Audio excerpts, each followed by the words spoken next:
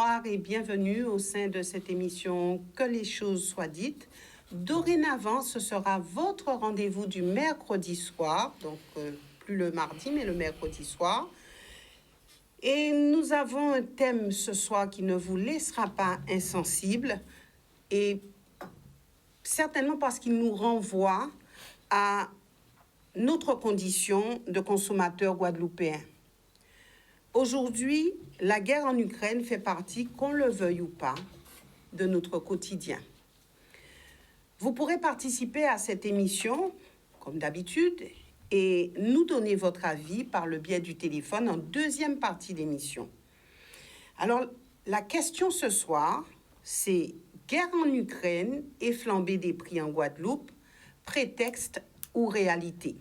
Alors, c'est vrai que on entend par-ci et par-là, oui, la guerre en Ukraine a fait flamber les prix.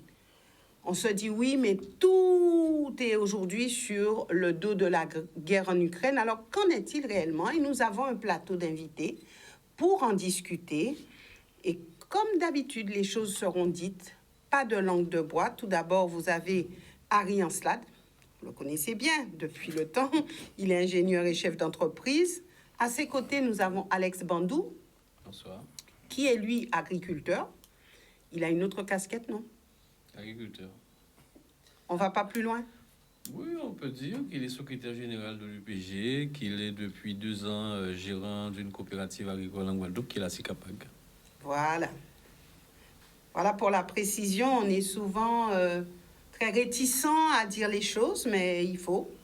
Et puis, Franck Lasserre, qui est à la gouvernance de la Chambre des métiers de l'artisanat de la Guadeloupe. Il est aussi chef d'entreprise. Tout à fait. Il faut rajouter autre chose? Non, ça me va très bien.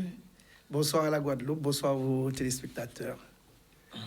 Et puis, notre quatrième invité, Patrick Seignouré, qui est trésorier de l'association des MPI de Guadeloupe et aussi chef d'entreprise. Tout à fait. Bonsoir à tout le monde. Voilà, donc nous avons des chefs d'entreprise ici sur ce plateau pour nous parler de ce thème ô combien important puisque ça nous renvoie à la vie chère. Maintenant, j'aimerais faire rapidement un petit mémo concernant la guerre en Ukraine. Nous ne nous appesantirons pas sur la guerre en Ukraine, mais nous parlerons plutôt des conséquences. Alors, la guerre en Ukraine a commencé réellement le 24 février 2022 avec l'invasion de l'Ukraine par la Russie.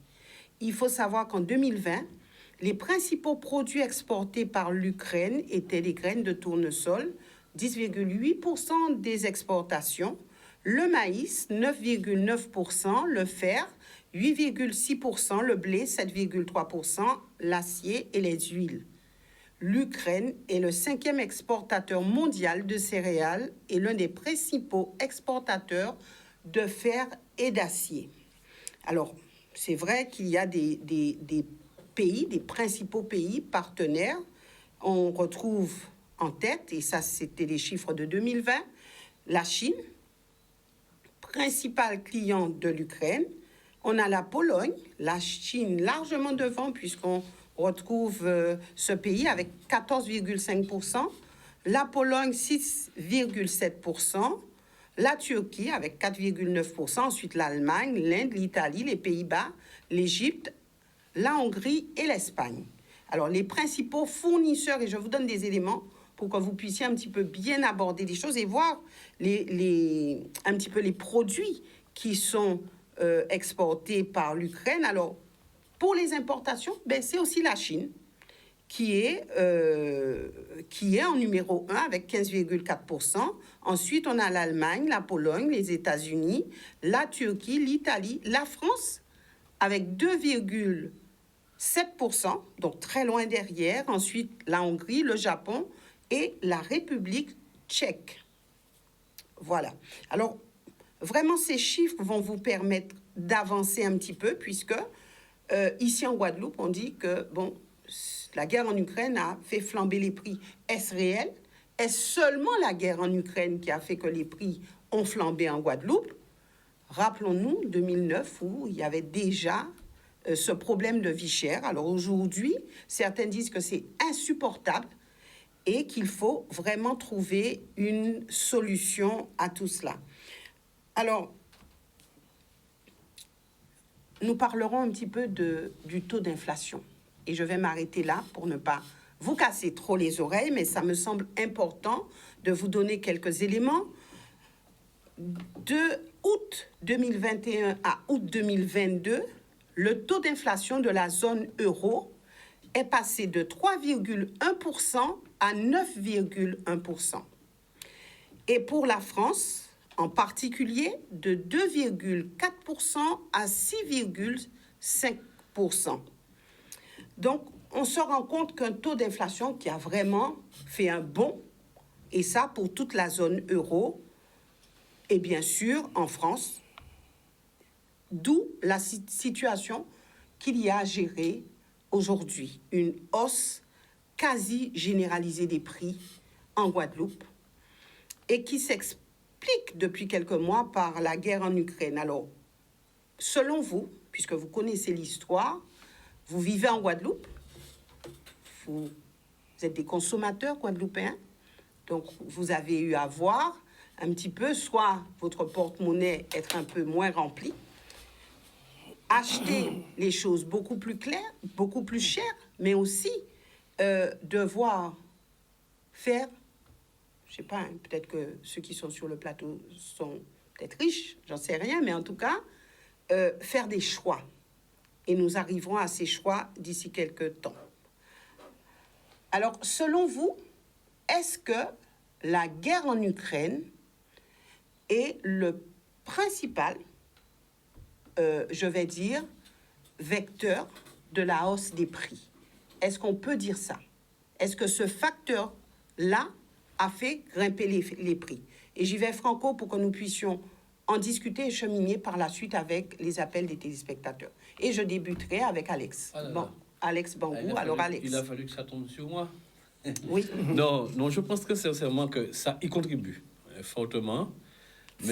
Fortement, mais pour moi, c'est le résultat d'un scénario qui a été établi dans le monde, sur la planète, depuis fort longtemps, où certaines personnes ont dessiné la planète de telle manière que il y a des zones qui produisent, il y a des zones qui produisent moins. Je prends le cas, par exemple, de l'Europe.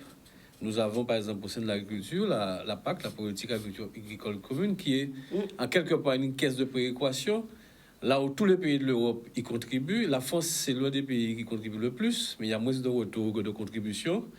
Est-ce qu'on peut vraiment dire ça? Oui, je le dis parce que c'est la réalité. PAC, la France... la PAC. Et l'un des bénéficiaires. C'est l'un des pays qui contribue le plus et qui ne bénéficie pas nécessairement du retour au même niveau. N'est-ce pas, monsieur Seigneury? Et donc, dans cette logique-là, ça c'est sur le plan financier, mais dans la logique aussi, après la guerre, lorsqu'on a lancé la production agricole productiviste, on a réalisé les conséquences que ça a aussi sur la nature et sur l'humain. Ensuite... le schéma qui s'est dessiné, c'est qu'il y a des pays qui conversent avec l'Europe et qui produisent. Et donc, par conséquent, l'Europe a pris la décision de demander sur son territoire qu'on puisse geler quand même pas mal de terres. Il y a beaucoup de terres qui sont gelées. Et sur les fonds de la PAC, des agriculteurs sont payés pour ne pas produire. Sauf qu'on doit manger tous les jours. Et donc, il y a des produits tels que l'Ukraine, des pays tels que l'Ukraine qui produisent. Et aujourd'hui, pour moi, c'est une addition de conséquences. Pourquoi ? Puisque de toute manière, en Guadeloupe, nous sommes en crise depuis fort longtemps pour plusieurs raisons. On va certainement revenir dessus. Mais aussi, on a eu le Covid qui nous a fortement impactés. Et aujourd'hui, à mon avis, il ne faut pas voir seulement l'aspect de la consommation pour se nourrir. Il faut aussi voir de la consommation énergétique, puisque l'Ukraine est en guerre avec quel pays? L'Ukraine est en guerre avec un pays qui produit de l'énergie. L'Ukraine même produit de l'énergie. Et ensuite, nous sommes face à un phénomène, c'est de la spéculation sur tous les réseaux. Et aujourd'hui, les pays qui produisent de l'énergie ont décidé effectivement de spéculer. On voit effectivement des pays qui produisent du pétrole, ils réduisent les robinets, ils réduisent le débit. Le résultat, c'est que les prix augmentent. Et donc, par conséquent, comme nous sommes un pays qui ne produit pas, et on peut dire aujourd'hui que la France, par exemple, la meilleure patrie, c'est pas un pays qui produit, un pays qui produit beaucoup. Et donc, par conséquent, nous sommes, par ricochet, victimes de ce que la France est victime. Ouais. Harry? Je trouve qu'il a bien résumé les choses, là, c'est pas mal. C'est vrai, mais alors, c'est vrai que c'est bien dit et c'est bien cohérent. C'est tout à fait bien à sa place. Mais je pense que c'est bizarre, mais je pense que nos problèmes, qui de toutes les manières, guerre ou pas guerre, devaient arriver et continuer à arriver, l'achat a commencé à augmenter, il n'y a pas de guerre en Ukraine. L'achat a commencé à augmenter 25%. Nous sommes aujourd'hui dans un monde casino. La mondialisation, on a fait un monde casino. Et un monde casino, c'est pas un truc cohérent. On donne plein d'argent, on reçoit aux pauvres ou pas pauvres, et les joueurs sont entre riches, mais on ne sait pas pourquoi. C'est ça, on a mondialisé, mais je ne suis pas contre la mondialisation, mais ça demande d'être maîtrisé et être fait dans des bonnes conditions. Mais on a mondialisé pour mondialiser.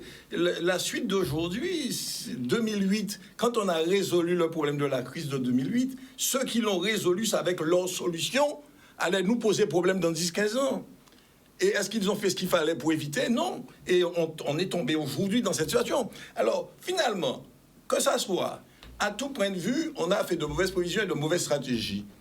La guerre d'Ukraine, qui n'est pas la cause d'eux, mais qui est la cause aussi de la mauvaise stratégie qui a été faite. La guerre de l'Ukraine, c'est pas un méchant contre un gentil ou un ceci. Non, c'est toujours un système. On a affaire à deux méchants. Mais on a affaire à deux méchants, plus que deux méchants.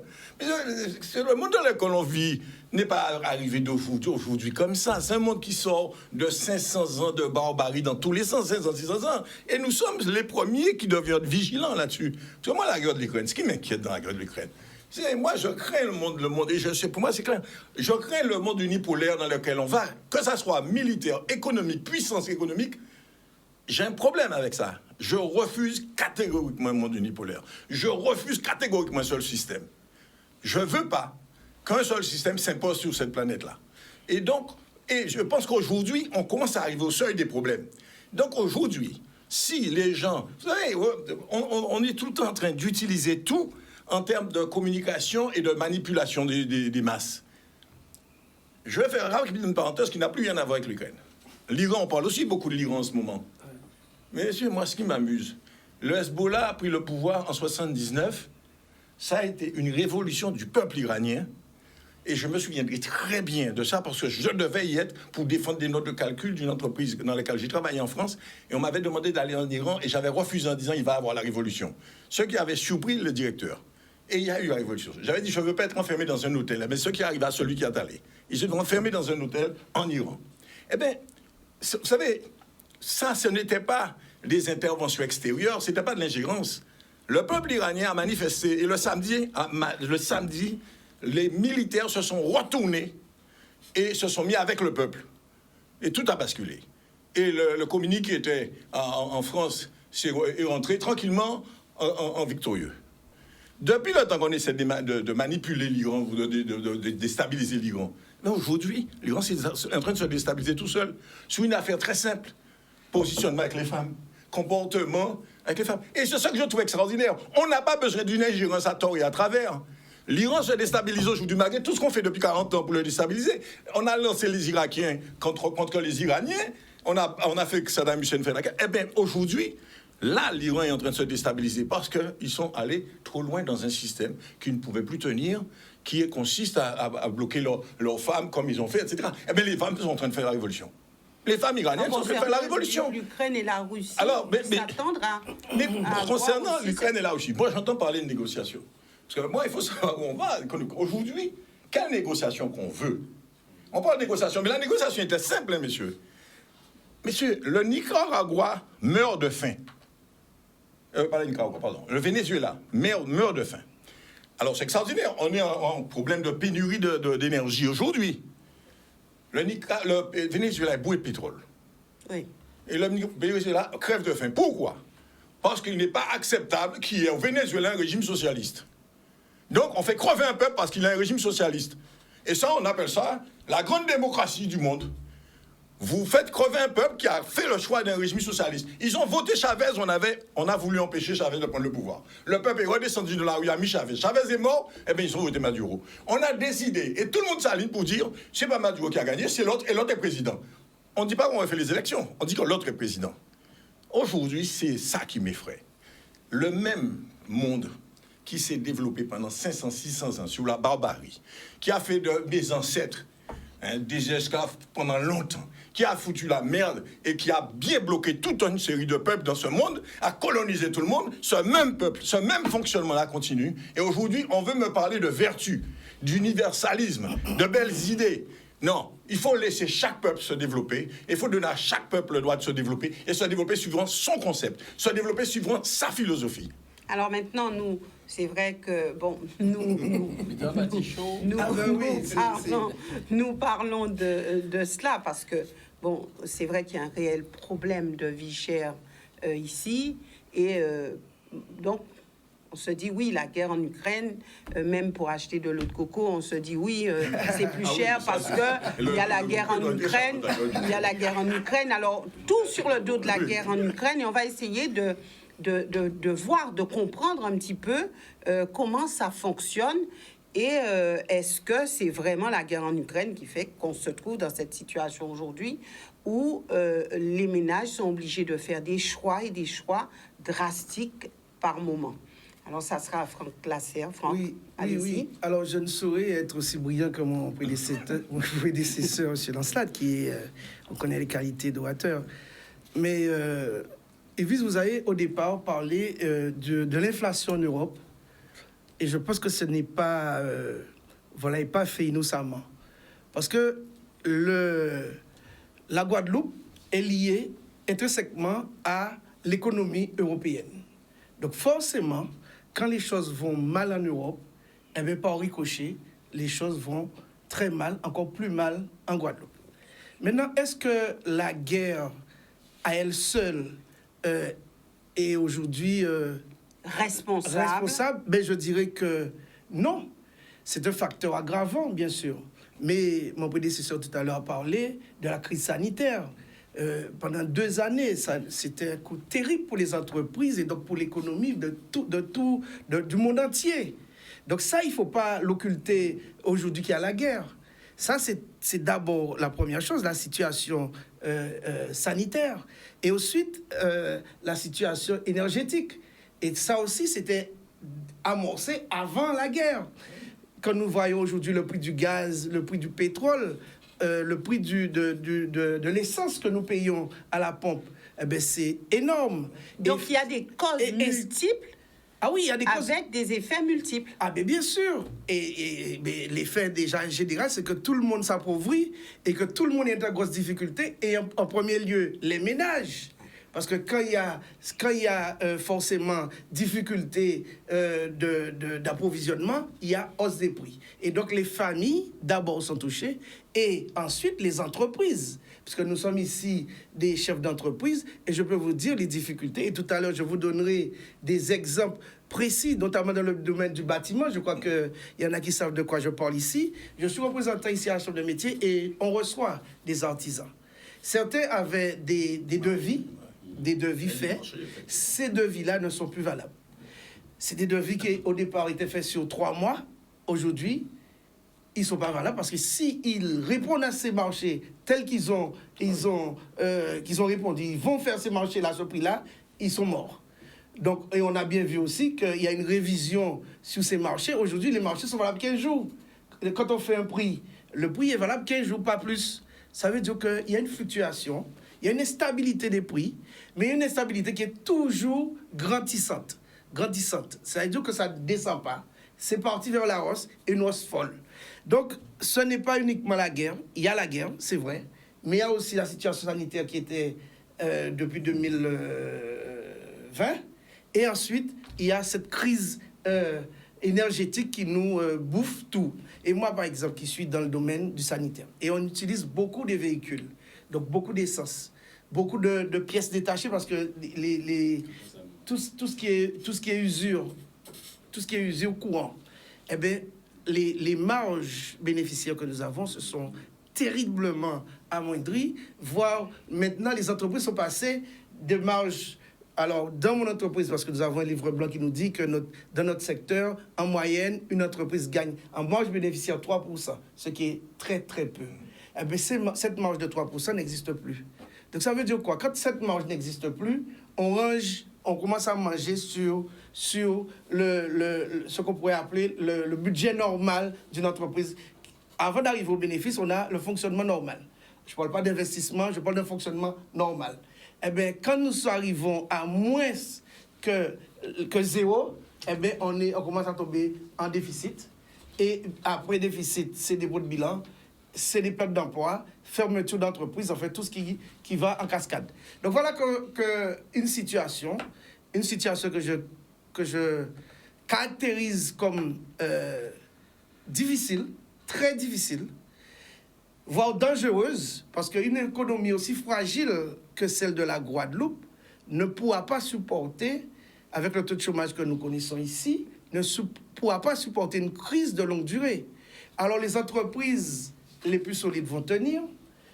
Les transferts sociaux, et nous savons que la Guadeloupe vit beaucoup de cela, va servir d'amortisseur, et c'est clair.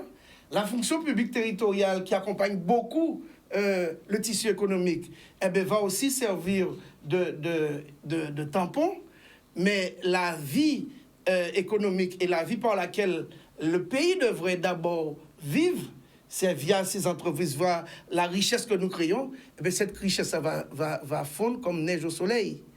Et donc, par conséquent, les difficultés sont devant nous. Les difficultés sont devant nous. Je suis alarmiste parce que je tâte. Je reçois ce matin, j'ai reçu encore un artisan qui me dit, Monsieur Lasserre, j'avais déjà touché de l'argent d'une famille et le devis qu'il a fait est obsolète. Et on lui met en demeure de commencer, mais il sait que s'il commence ce chantier-là, il est mort. Il est mort. Mais il a des gens qui essaient une partie, et avec cette partie-là, il pensait acheter des matériaux pour pouvoir commencer le chantier, mais il est incapable de commencer. Je vais vous parler des augmentations tout à l'heure, on parlera des prix. Donc, pour moi, les difficultés sont devant nous, mais ce n'est pas uniquement la guerre en Ukraine. On va essayer d'identifier quelques... Je vous ai donné deux sanitaires et énergétiques. Oui, on va un petit peu creuser les choses tout à l'heure.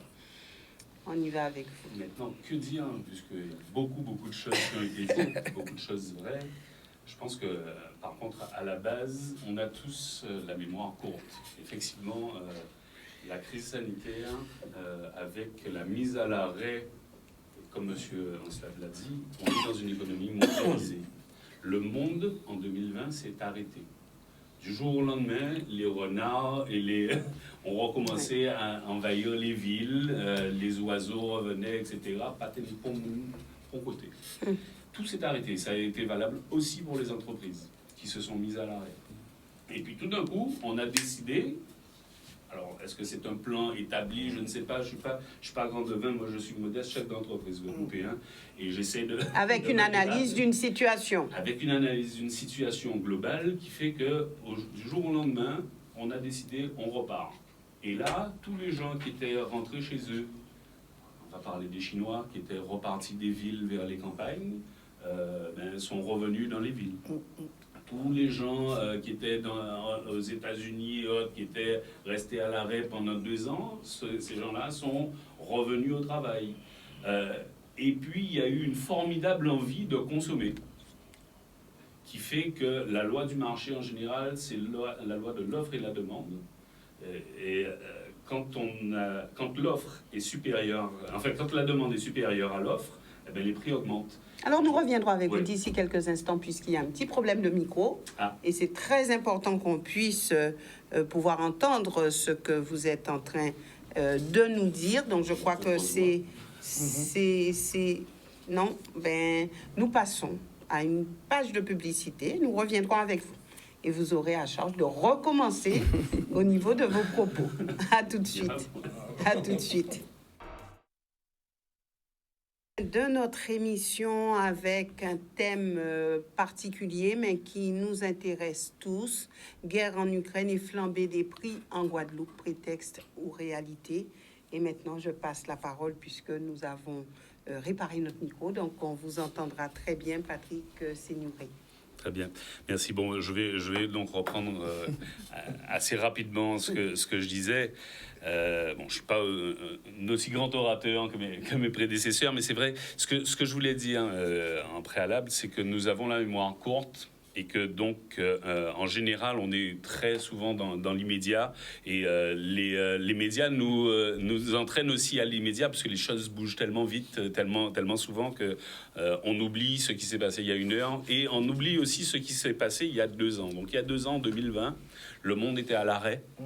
Tout le monde était chez soi, les entreprises étaient arrêtées, les avions ne volaient plus. D'ailleurs, on a eu une belle restitution de la couche d'ozone, reconstitution de la couche d'ozone, etc.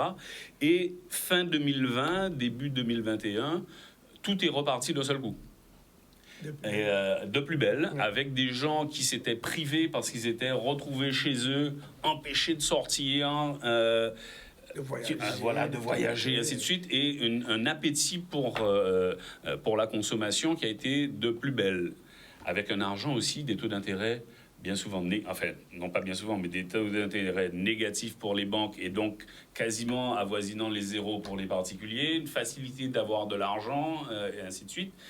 Et tout ça, donc j'en étais à la loi du marché, c'est la loi de l'offre et de la demande. Quand la demande est plus importante que l'offre, eh bien, ça fait monter les prix. Oui. Donc ça a été un premier facteur. C'est-à-dire le retour de la majeure partie des populations. On va prendre la Chine qui n'est plus le pays le plus peuplé au monde, puisque l'Inde est en train de le rattraper. Oui. Et voire même l'Inde a une démographie plus importante que celle de la Chine. Ce qui pose aussi un problème à la Chine. Dans son environnement immédiat. Il ne faut pas oublier que ces 2 pays-là sont ennemis, jurés, avec le Tibet aussi. La Chine et l'Inde, leurs affaires ne vont pas tellement bien ensemble. Alors, bon, on va fermer la parenthèse rapidement, mais quand on voit que la Chine et l'Inde se retrouvent dans une organisation, c'est-à-dire les BRICS, oui, mais c'est pas parce qu'on est assis autour de la même table qu'on est copains. Hein. Oui, regardez l'ONU, mais on s'organise pour créer une banque, donc avec la Russie, avec le Brésil et l'Afrique du Sud, donc on se retrouve sur une même plateforme. Oui, on s'organise pour faire face à... On s'organise pour faire face à peut-être un ennemi économique commun, mais on a un ennemi territorial. On est voisins, on a des problèmes avec le Tibet, avec le Cachemire, etc.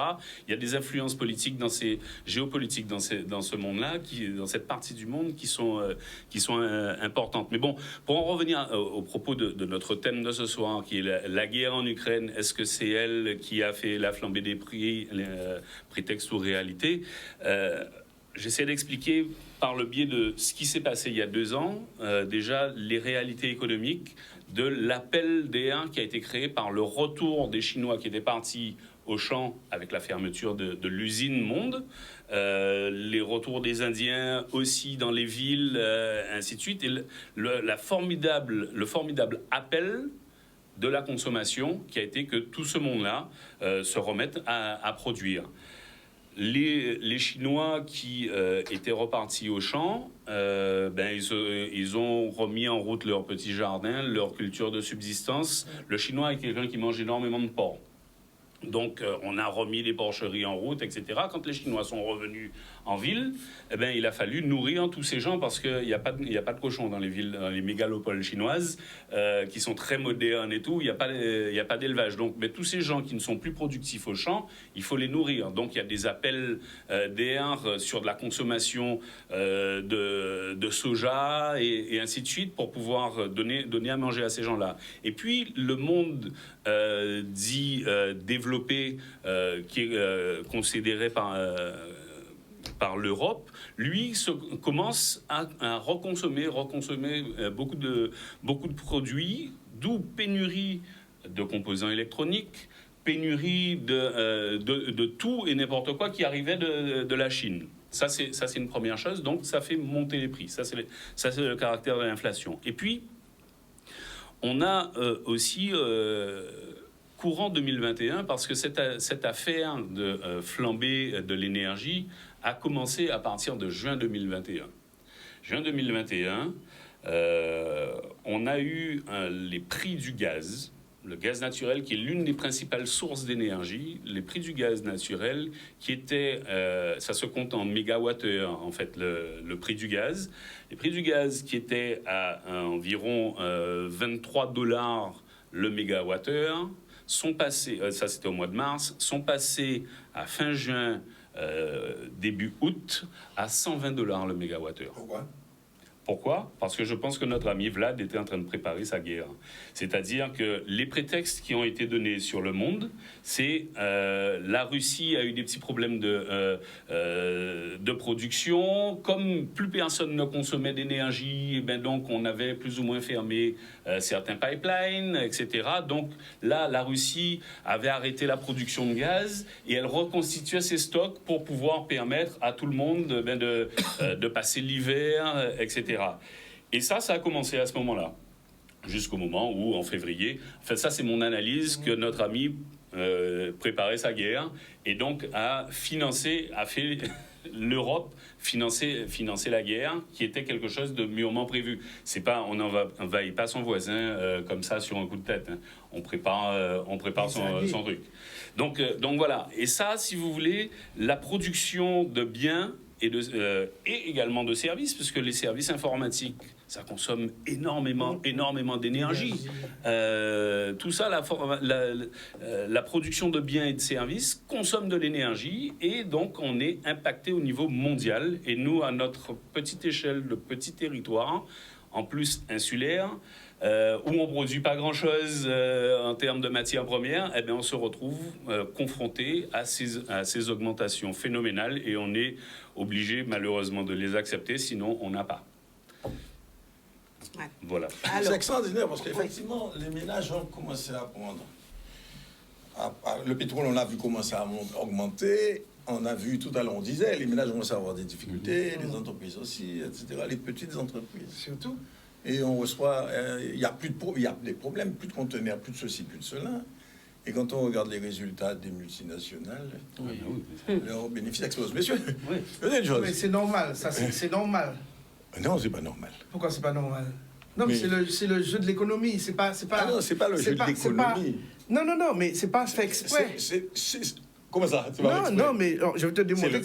Démontre-moi ça parce que j'ai du mal à comprendre ça mathématiquement. Non. Parce que, écoute, tu sais, c'est exactement. Tu vas parler mathématiquement, hein? Ah ben oui, mais mathématiquement. Mais non, mais parce que le problème, c'est que nous ne sommes plus. On disait tout à l'heure, le marché, c'est la loi de l'offre et de la demande. Mais. Non, je ne suis même plus sûr que ça soit réellement la loi de l'offre et de la demande. D'ailleurs, quand on a créé le marché, quand on a voulu créer le marché, le premier souci de tout le monde était de dire ça ne peut fonctionner que si on maintient la concurrence. Seule la concurrence garantissait un marché régulier. Or, finalement, nous avons assisté à quoi? Un développement de plus en plus de méga multinationales. Tout se concentre dans les mains de très peu de monde. Avec des ententes. Avec des ententes. Ça veut dire que le truc qui était la base pour réguler l'économie de marché est libre. Vous comprenez bien que c'est toujours le principe du plus gros qui va absorber le plus petit. Mais le principe, il fallait... Et nous avons l'exemple en Guadeloupe où nous sommes dans des positions dominantes. Pourquoi? Parce que ceux qui se sont déjà constitués un patrimoine, je parlais comme ça, eh bien c'est eux qui rachètent tout. Et là, à ce moment-là, il n'y a plus de concurrence. Mais oui, il n'y a plus de concurrence. Ça veut dire qu'on ne respecte pas les règles qu'on a voulu imposer. Tout ce qu'on va acheter ici va coûter plus cher que partout ailleurs. Il n'y a plus besoin de guerre. Parce qu'il y a 2 ou 3 personnes qui vendent. Pour nous tous. Mais voilà. Donc en définitive, enfin, le problème aujourd'hui, et c'est vrai, n'oublions pas une chose, nous avons vécu une méga crise. Messieurs, cette méga crise de 2008, personne ne s'était posé la question 10 ans avant, quand Jospin est arrivé au pouvoir et au moment où ils allaient faire les 35 heures. Vous parlez de la crise. Il y avait la crise. Oui, mais personne ne se demandait. Mais moi, je l'époque, je venais d'être président de BTP. Moi, il y a une chose que je ne comprenais pas. Moi, j'étais pour les 35 heures parce que je disais, dans la crise actuelle, il faut me dire répartir le travail. Et puis, subitement, tout le monde cherche des ouvriers à Paris parce qu'il n'y a plus d'ouvriers. Ouais. Le BTP fonctionne à 100 à l'heure. Et c'est ça que je trouve toujours extraordinaire. À l'époque, je dis, mais pourquoi l'économie a redémarré? Personne ne se pose la question et personne n'a de réponse. Tout va. Mais oui, mais pourquoi le bâtiment marchait? Pourquoi l'économie a démarré? Je ne comprenais pas. Je ne comprenais pas pourquoi en France tout marchait, un BTP, le BTP marchait. Alors que 2 ans avant, d'ailleurs, c'est pour ça que Chirac avait dit sous l'Assemblée, la prévision économique était néfaste. Et bien finalement, c'était tout simplement parce que, alors là, les Américains ont fait un coup tordu qui a été le suprême. Ils ont planté le pas population en leur faisant acheter des baraques à des prix tendus et on les a foutus. Alors, ben voilà. Ah, ils se sont Eh bien, basés c'est sur là la le problème. cession à la Eh bien, voilà. propriété Eh bien, pour on a pouvoir, résolu ce problème-là. On a créé tout un système avec les banques et tout ça. On a donné aux Avec banques, des créances les douteuses assurances, et les tout ce machins, qu'on etc. sait Conclusion, de tout cela. on savait qu'on était en train de créer un monstre qui allait déstabiliser encore plus les choses. Mais pour sauver le système, sinon l'Amérique tombait avec son économie, on se retrouvait dans cette situation-là. Eh bien, aujourd'hui, le problème aujourd'hui, eh bien, c'est on commence à avoir les résultats de toute cette économie-là qui est mal organisée, parce qu'avec un seul objectif. Et conclusion, en réalité, moi, ce que je reproche, on ne développe pas le monde pour faire participer le monde, on développe le monde dans un esprit purement capitaliste, mais totalement ultralibéral, avec le souci de milliardaires qui deviennent de plus en plus milliardaires et de populations qui deviennent de plus en plus pauvres. Et voilà, et de plus en plus pauvres. C'est là, moi j'ai un problème sérieux avec ça. Après la crise Covid, J'allais y revenir. on a entendu la France annoncer des milliards au sein pour un plan de relance. Oui. Et moi, ça m'a posé un problème. Oui, mais ça m'a posé un problème, puisque un plan de relance avec autant de milliards dans un territoire qui produit peu, parce qu'il faut l'avouer que la France n'est pas un territoire qui produit beaucoup, Il ne produit plus. qui ne produit plus, eh bien, c'est de l'argent qu'on va injecter où? On va injecter ça dans les pays qui produisent. L'Allemagne, par exemple, en Europe, la Chine a consommé beaucoup d'argent dans ce fameux plan de relance. Mais il y a des choses qu'on ne maîtrise pas. Et je ne suis pas nécessairement d'accord pour dire que le truc n'est pas organisé. À mon avis, le truc est organisé pour une catégorie de personnes. Aujourd'hui, à l'heure où nous parlons, je reste persuadé, et pour moi, ce n'est pas du tout anodin que des gens puissent gagner davantage d'argent. Aujourd'hui, il y a de la spéculation sur l'énergie, il y a de la spéculation sur l'alimentation. Les bateaux, les tonnes et les tonnes de céréales qui étaient bloquées en Ukraine, par un tour de passe-passe, une négociation dans la guerre même, on arrive à ouvrir un port, le port d'Odessa, et qu'on fait partir ces bateaux-là. Il y a des bateaux qui disparaissent, donc qui n'ont plus de radar. On les retrouve dans des ports où on ne les attendait pas. Je reste persuadé aujourd'hui, à l'heure où nous parlons, il y a des gens qui ont de l'argent, qui sont en train de stocker, d'accord, qui vont créer effectivement les conditions pour qu'il n'y ait pas suffisamment d'aliments sur la planète. Donc, effectivement, la montée des prix pour nous, consommateurs, et qui vont stocker, et qui vont lâcher. À un moment, ça se fait comme ça pour l'alimentation, ça se fait comme ça pour le pétrole, ça se fait comme ça pour le gaz. Donc la pénurie n'existe pas pour ceux qui ont de l'argent. La pénurie n'existe pas pour ceux en qui ont de réalité. l'argent. La pénurie est provoquée. Bien sûr. La pénurie est provoquée, est organisée. Il ne faut pas oublier qu'il a dit qu'il y a des gens qui sont de plus en plus riches. Les gens annoncent des chiffres mirobolants. Mais Il y a une raison à ça. attendez, Il n'y a qu'à mais voir cela- les produits producteurs de pétrole. Ils se sont réunis Ouais. et ils ont fermé les Fermé les robinets. Ils ont Pourquoi? fermé les robinets. C'est pour faire remonter Mais oui. le prix du baril. Mais Ouais, et stock. Et au moment où on dit qu'il y a des problèmes. Au moment où on a des problèmes, Ah oui. justement. Et Donc, stock. la conséquence, c'est sur les ménages. C'est Oui, le oui, prix oui, à la oui. pompe qui va augmenter, c'est le prix de la bouteille de C'est-à-dire gaz le qui va augmenter. C'est remboursement du plan de relance, c'est le peuple qui va payer. Mais C'est ça la réalité. Ouais, mais C'est ça la réalité. mais Et bon. il a fait mention de. La guerre n'a pas commencé l'autre jour. Cette guerre-là a commencé depuis fort longtemps. Et moi, je me permets de dire que ça peut être commencé depuis la fin de la Deuxième Guerre mondiale. C'est vrai qu'on a eu ce conflit-là qui était là, latent, entre deux blocs, le bloc américain, le bloc soviétique, on a appelé ça la guerre froide. Mais après, les pays tels que la France, les pays européens les plus riches, les États-Unis, ont développé l'arme nucléaire. Et on avait une forme de guerre, on appelait ça la guerre de dissuasion. En montre d'un mois, donc vous payez lâcher à rien 6 mois. Alors- Et ça a créé, pour moi, une forme de stabilité de façade. Et personne n'avait imaginé, et c'est pour ça que la mondialisation a pris court comme ça. Et on ne raisonnait qu'en termes de mondialisation. Et aujourd'hui, personne ne s'attendait à ce qu'il y ait ça. Mais beaucoup Et, de pays... et aujourd'hui, les mêmes Oui. pays qui disaient, mais il faut surtout pas parler de protectionnisme. Il faut pas en parler. Lorsque les gens disaient ça, faisaient mention de ça, c'était des fous. Aujourd'hui, ces mêmes pays-là sont en train de dire relocalisons. reproduisons, recommençons à produire. La France même, aujourd'hui, qui est en train d'abandonner son énergie nucléaire, est en train d'imaginer Aujourd'hui, on parle de réindustrialisation. Exactement. Parce que les D'accord. industries françaises sont parties Parce en Chine, qu'on sont ne parties s'attendait pas à en Inde, ça. sont parties ailleurs. D'accord. Mais- Et donc, mais le résultat, c'est ça.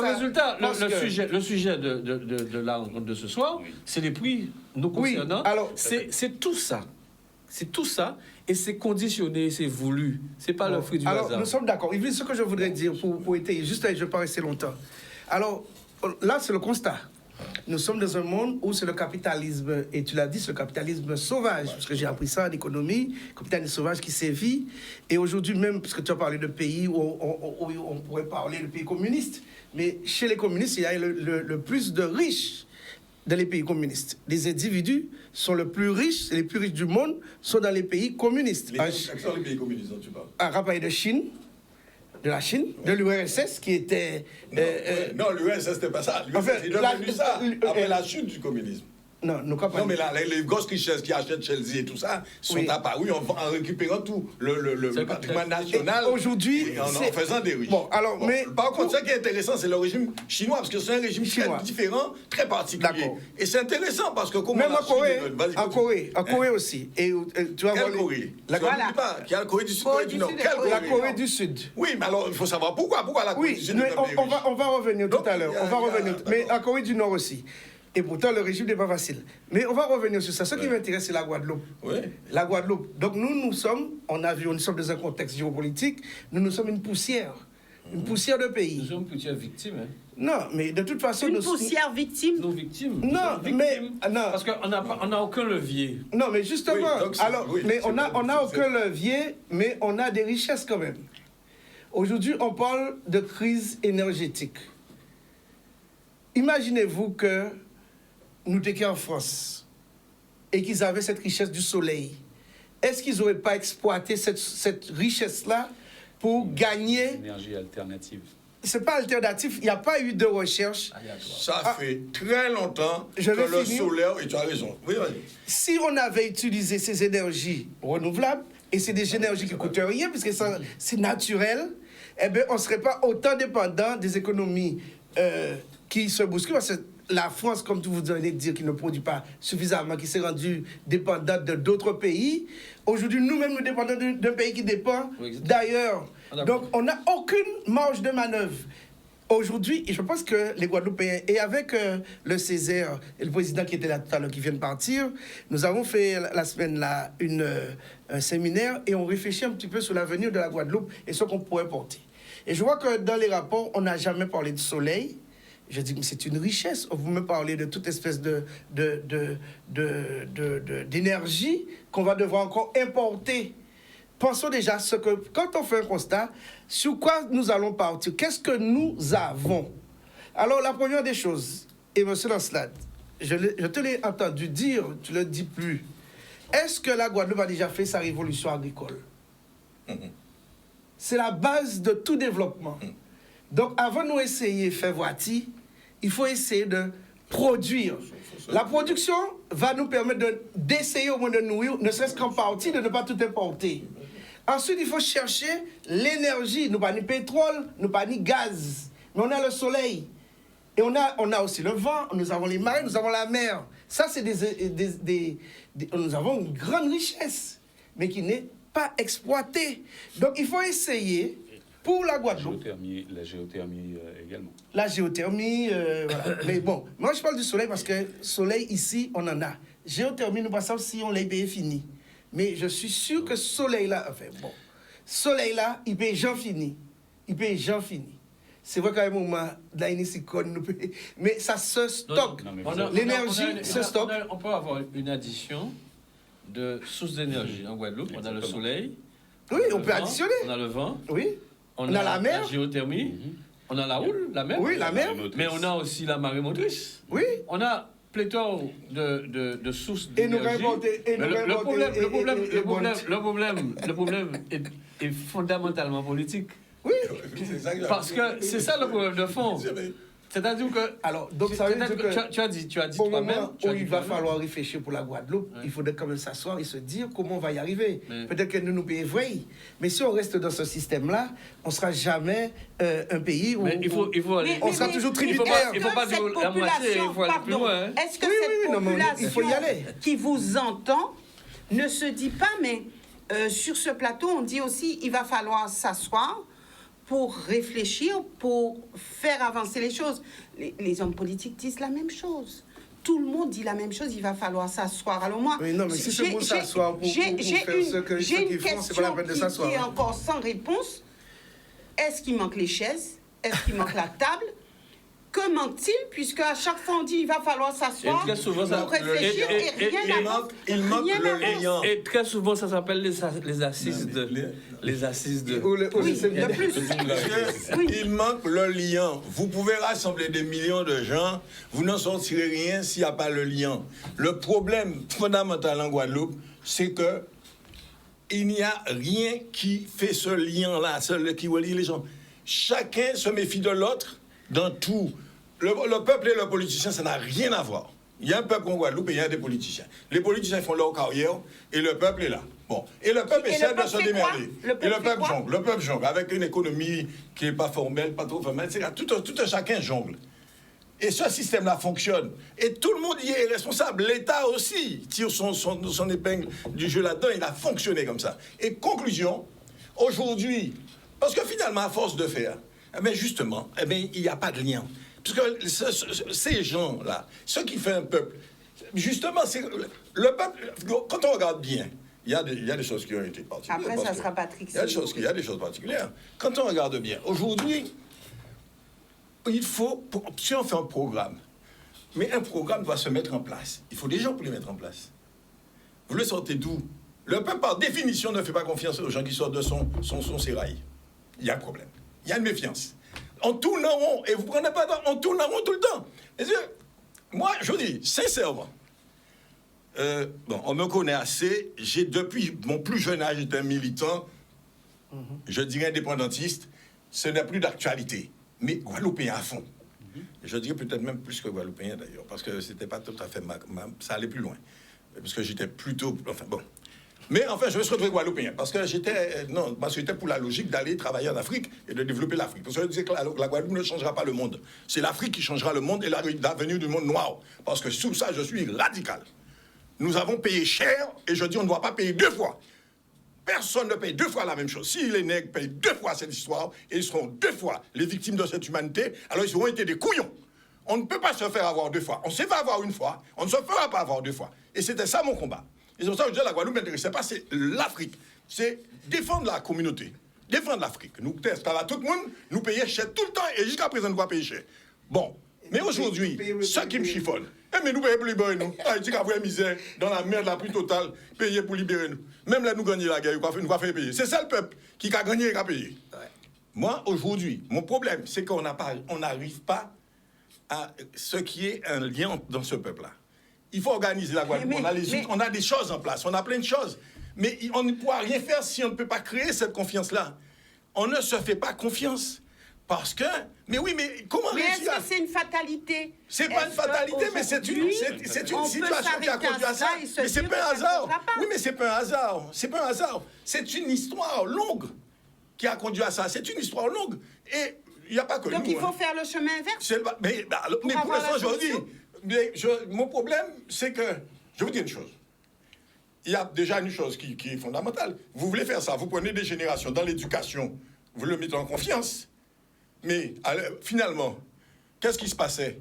Quand vous avez un État qui, quand des gens parlent à leurs élèves, et s'ils parlent Guadeloupe, c'est indépendantiste, il y aura exilé. Conclusion, tout le monde a payé. Mais tout ça s'est passé en Guadeloupe. Mais on ne comprend pas les réactions de ces choses-là. Tous les Guadeloupéens craignent, ont peur. Et bien, dans cette situation de peur tout le temps, on craint les représailles, on craint ceci, on craint cela. Mais conclusion, c'est une situation de méfiance permanente. Tout le monde... nous ne sommes pas sortis de l'auberge. Mais on n'est pas sortis de l'auberge du tout. Patrick Seigneury. Moi, je partage grandement l'avis de M. Ancelade, puisque je suis ici trésorier des MPI, qui est l'Association pour les moyennes et petites industries locales. Et je suis un défenseur de la production locale. Oui. Parce que, en fait, effectivement, un pays ne peut se développer que s'il a une agriculture, une industrie forte. Ça, c'est une chose. Boire, manger et fabriquer, vite. Ça, c'est une chose. D'ailleurs, nos industries, alors, à partir de produits agricoles, on peut être très fier de ce qu'on fait dans notre pays, puisqu'on exporte. On est jusqu'au Japon. On a, par exemple, pour ce qui est, je citerai un producteur de café local, Vanibel. Toute la production. Oui, mais la balance commerciale, c'est quoi? La balance commerciale locale, elle est effectivement très déficitaire. Mais pour pouvoir faire de la balance commerciale, et c'est là où on a une sorte de schizophrénie quelque part, c'est que pour pouvoir avoir une balance commerciale excédentaire, il faut exporter. Mais bien sûr. Donc s'il faut exporter, il nous faut dans l'agriculture des cultures d'exportation aussi. Il nous faut de l'industrie d'exportation. Il nous faut pouvoir envoyer, transformer des choses et les envoyer dehors, ainsi de suite. Donc il nous faut effectivement créer à partir de l'agriculture une industrie d'agro-transformation structurée et forte. Et pour cela, c'est vrai que bon là, l'industriel qui parle a besoin d'avoir un sourcing qui soit fiable, qui soit toujours calibré. Quand on met en place des chaînes industrielles, on a besoin d'avoir des produits qui sont toujours les mêmes, qui sont sourcés, assurer son sourcing, assurer son prix, assurer la qualité de tout ça. Et c'est des choses qu'il faut effectivement qu'on construise ensemble.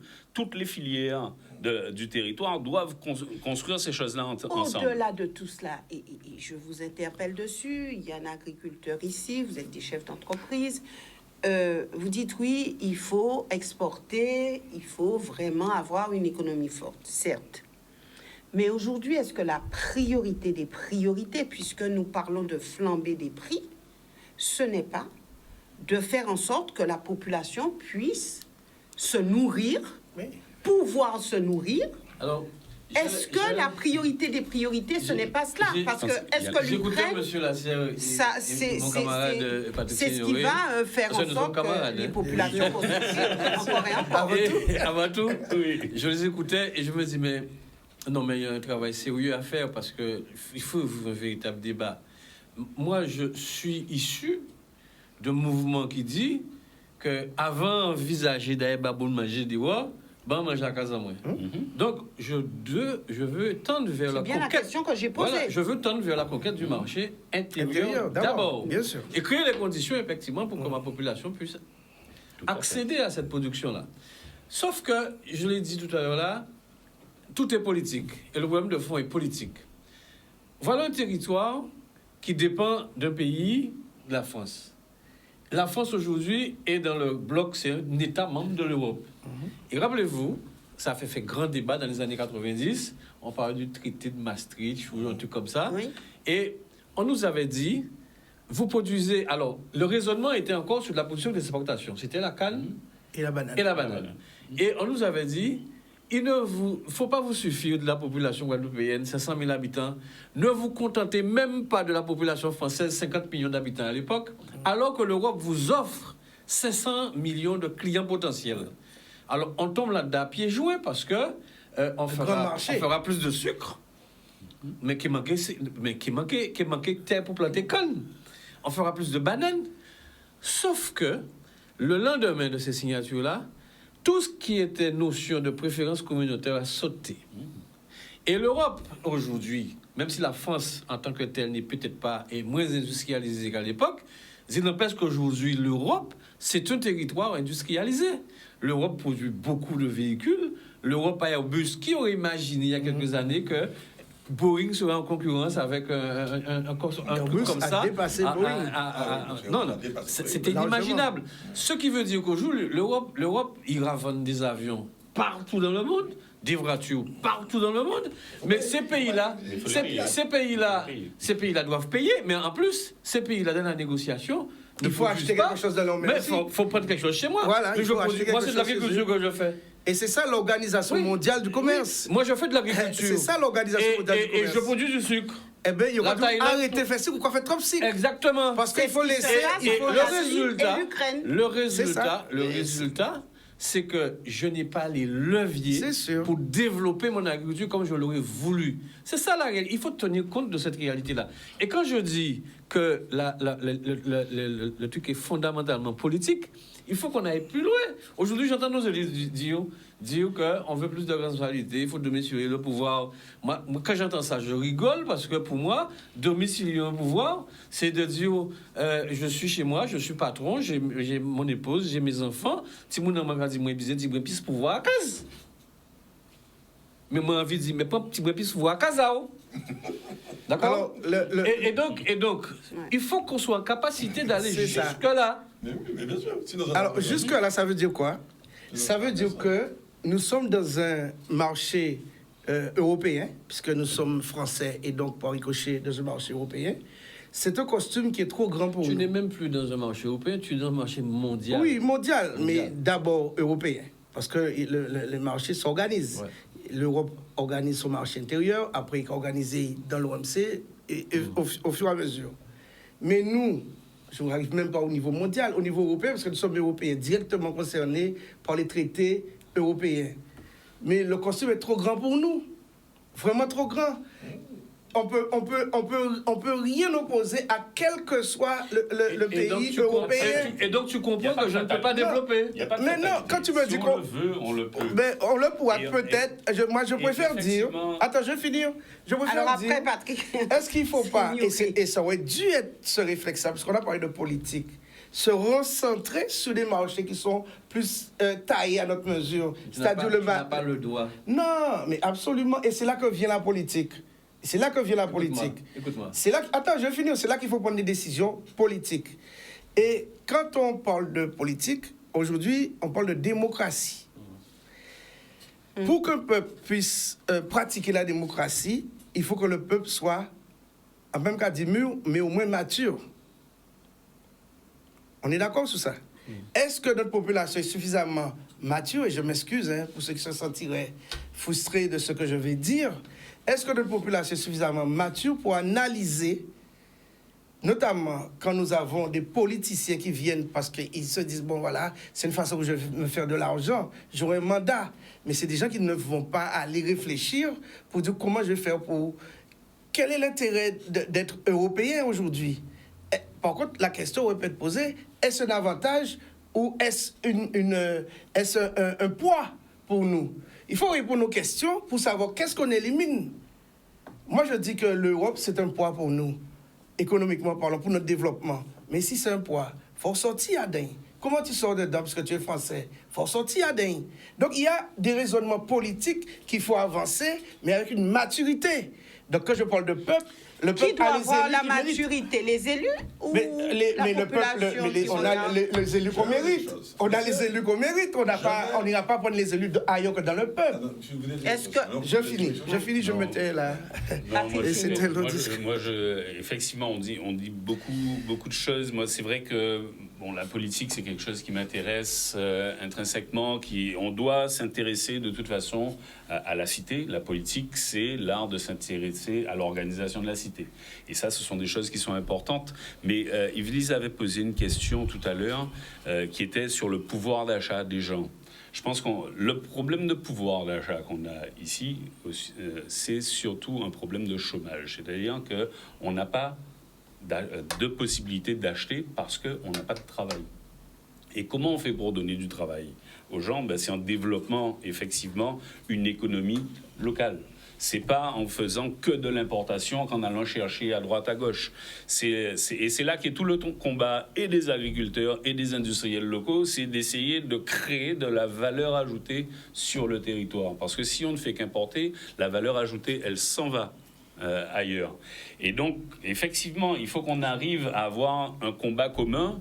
Et ça, même les politiques qui, à vous entendre parler, veulent s'enrichir, etc., même les politiques sont capables de travailler dans ce sens-là. Et ça, c'est le lien. Parce que je pense qu'en Guadeloupe, on a des leçons de militantisme à recevoir de personne dans le monde.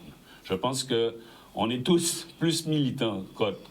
Par contre, comme vous l'avez dit, M. Ancelade, ce qui manque, c'est le lien. Le lien, à mon avis, c'est l'économie locale, c'est la production locale, qu'elle soit agricole, qu'elle soit industrielle. Et c'est ça qui va créer un véritable capitalisme guadeloupéen, un capitalisme local qui va donner de l'emploi aux gens et qui va leur permettre effectivement de grandir, de faire grandir leurs enfants dignement et de pouvoir se nourrir comme il faut sur ce pays-là. Monsieur, je vais faire une parenthèse, mais je vais choquer tout le monde. Mais vous savez, il y a un truc qui m'interpelle ces jours-ci. Choqué ou chauffé? Choqué, mais il y a quelque chose qui m'interpelle. Je découvre que même la Suède est en train d'être prise en main par l'extrême droite. On a fermé, on a évité un débat, on a diabolisé des gens et on a refusé un débat. Aujourd'hui, qu'est-ce qui se passe en Europe? Parce qu'on est en train de parler d'un truc là. Mais qu'est-ce qui est en train de se passer en Europe, monsieur? On a pendant longtemps résumé une pensée politique à du racisme, cela. Aujourd'hui, la Suède est en train d'être prise, mais c'est sidérant, la Suède est en train d'être prise par l'extrême droite. Ça veut dire qu'on est en pleine révolution purement politique et économique. Parce que c'est pas une histoire de racisme anti-ceci, c'est là. Hein. On n'est plus dans le débat de ce petit machin, il est plus raciste que moi, moins raciste que moi. Non, c'est du nationalisme économique. Et de quoi nous sommes en train de parler? C'est là le problème. On est allé tellement dans les extrêmes que maintenant on se retrouve encore dans une guerre. Alors, c'est là que c'est dramatique. Est-ce qu'il n'est pas grand temps de remettre tout sur la table et de revoir les choses? Mais pour les gens très simples, chacun... Le pire. Moi, je me souviens, tout Guadeloupéen que je suis, quand je voyais des usines se fermer en France, des gens qui savaient faire un travail, l'entreprise est bénéficiaire, et les dirigeants considèrent qu'ils pourraient gagner encore plus ailleurs, ils s'en vont. C'est pas qu'ils vont monter une autre usine, une filiale, ils ferment l'usine en France. Et on a dit, mais messieurs, ça arrête même. Des gens restent 30 ans à travailler dans l'usine, et ils sont rentables, et ils ont fonctionné, ils ont fait mail, et on va mettre 2000 personnes au chômage, etc. On a dit, mais c'est blanc peuple. Parce que l'ouvrier français, il jappe un bon gaz aussi, il ne croit pas parler de nous. Mais Bougla, lui, c'est une génération aussi, parce que lui, c'est fils de ceci, de cela. Parce que la France a été bien cadrée. Le mec est ouvrier, il est ouvrier depuis génération. Il a génération, il a misère. Et aujourd'hui, on le met dehors. On a dit, mais comment on peut arriver à ce stade-là, ça? Au pays là, le pays a atteint un niveau, un développement. Mais ce qu'on peut attendre, c'est que ce pays-là, au moins, récompense sa population en leur donnant un train de vie et en respectant un minimum de choses. On ne peut pas mettre des gens à la rue dans une entreprise qui est bénéficiaire. Je peux comprendre qu'une activité n'a plus de raison d'être. Il n'y a pas fait ça encore. Alors, on va faire une transition, mettre notre industrie en place. Non, on le fait. Mais on a dit, on peut gagner petit brin plus. Là, on a fait 8% bénéfice, mais là, on peut faire 20%. Et on a déplacé, on a lagué tous ces gens-là. Eh bien, on arrive aujourd'hui à une chose. Eh bien, tous ces gens-là, mais qu'est-ce qu'ils font? Eh bien, aujourd'hui, ils disent, ils votent extrême droite. Mais extrême droite, pour moi, il faut redéfinir tout ça. Parce qu'ils disent nationalisme, réinstaller la production et recréons notre richesse et reproduisons pour nos intérêts, pour nous. Alors, et voilà, on va y arriver parce qu'il faut que les gens qui nous écoutent se disent, mais il y a peut-être une solution pour nous parce que ceux qui nous écoutent sont dans une grande difficulté, et nous avec, de toute façon, puisque nous vivons sur ce territoire, nous sommes des consommateurs aussi. Des experts disaient, certains observateurs disaient, lors d'une émission, disaient, oui, mais quand bien même la guerre en Ukraine prendrait 3 ans, de toute façon, l'inflation ne va pas diminuer. Donc, il faut s'attendre à avoir une inflation, pendant quelques années, une inflation haute. Alors, moi, ce que ça m'a inspiré, c'est de me dire, mais 3 ans, c'est beaucoup, déjà. Et en plus, si on a une inflation haute, les ménages qui sont déjà affaiblis, qui sont déjà en grande difficulté, mais ces ménages-là ne pourront plus, mais c'est déjà insupportable, mais ça sera un anéantissement total. Alors aujourd'hui, est-ce qu'on peut se dire qu'il y a des solutions? Est-ce que nous sommes dans la résilience? Et comment? Est-ce que c'est dire à cette population ce soir, écoutez, vous êtes en difficulté, vous devez faire des choix, vous ne pouvez plus voyager pour ceux qui le faisaient, vous ne pourrez plus acheter de la viande, vous ne pourrez plus acheter des médicaments qui ne sont pas remboursés, vous ne pourrez plus faire bon nombre de choses, si vous voulez manger tous les jours? Est-ce que c'est ce soir, on dit, écoutez, continuez à faire comme ça, à faire des choix, jusqu'à ce qu'il n'y ait plus de choix du tout? Où est-ce qu'on peut s'en sortir? Alors, il y a Alex sur le plateau, et volontairement, j'ai voulu avoir un agriculteur. Volontairement, j'ai voulu vous avoir, vous, messieurs, sur ce plateau, pour dire aux Guadeloupéens ce soir s'il y a une solution ou si c'est une fatalité. Ben, advienne que pourra. Est-ce que c'est ça? Je vous ai écouté parler et j'ai eu presque l'impression que c'était un copier-coller du discours du Premier ministre français. Madame, je l'ai pas entendu Madame sur Bonne, ce discours. Où elle demande effectivement des efforts au peuple français, ne serait-ce que sur l'énergie. Il y a beaucoup de mesures qui sont proposées. On demande aux Français d'avoir foi cette année, puisqu'ils ne pourront pas faire monter le chauffage à plus de 19, sinon peut-être sanction.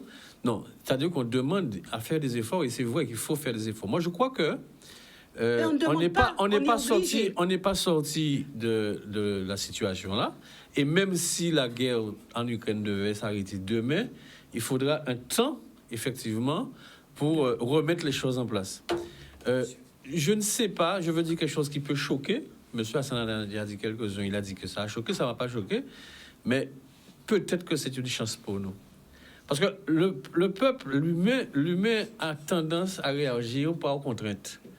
Tant que nous étions dans l'abondance, eh bien, on vit, on ne se pose pas de questions. Aujourd'hui, nous sommes contraints de nous poser régulièrement des questions. Comment nous allons manger? Qu'allons-nous manger? Que devons-nous faire? Et donc, par conséquent, c'est peut-être l'occasion là pour se réapproprier certaines pratiques que nous avions ici dans notre pays. C'est peut-être l'occasion de réapprendre à vivre en Guadeloupéen. Et c'est peut-être aussi l'occasion là qu'il y ait une réconciliation véritable qui s'opère entre les producteurs que nous sommes et la population. Bien sûr, je ne peux pas aujourd'hui affirmer que les coûts seront moindres. Nous sortons d'une période où on a eu Fiona qui a saccagé les plantations. On connaîtra les conséquences sur les prix, sur le volume déjà et sur les prix. Et ensuite, même après Fiona, nous voyons que nous avons très souvent des périodes pluvieuses qui démontrent les exploitations. Ce qui veut dire, il y a une chose que je peux au moins dire à la population guadeloupéenne, nous payons nos fins. Moi, je peux le dire, ça aujourd'hui, même si demain le bateau ne rentre pas, nous payons enfin parce que nous savons faire. Nous avons fait pendant la guerre, nous avons fait en 2009, même si 2009 ce n'était pas une guerre, nous savons faire, nous avons donné moyens pour nourrir le peuple. Simplement, avec toutes les difficultés que ça comporte. D'accord? Et je reste moi-même persuadé qu'aujourd'hui, le raisonnement que j'ai de dire qu'il faut que les agriculteurs se mettent en branle pour produire, malgré les difficultés, mais ce qui veut dire aussi que tout le contour doit se mettre en branle. Ça veut dire que les banques doivent jouer le jeu pour financer effectivement le relancement des exploitations, ce qui n'est pas une évidence, mais il faudrait qu'ils l'entendent et qu'ils le comprennent. Je le sens message.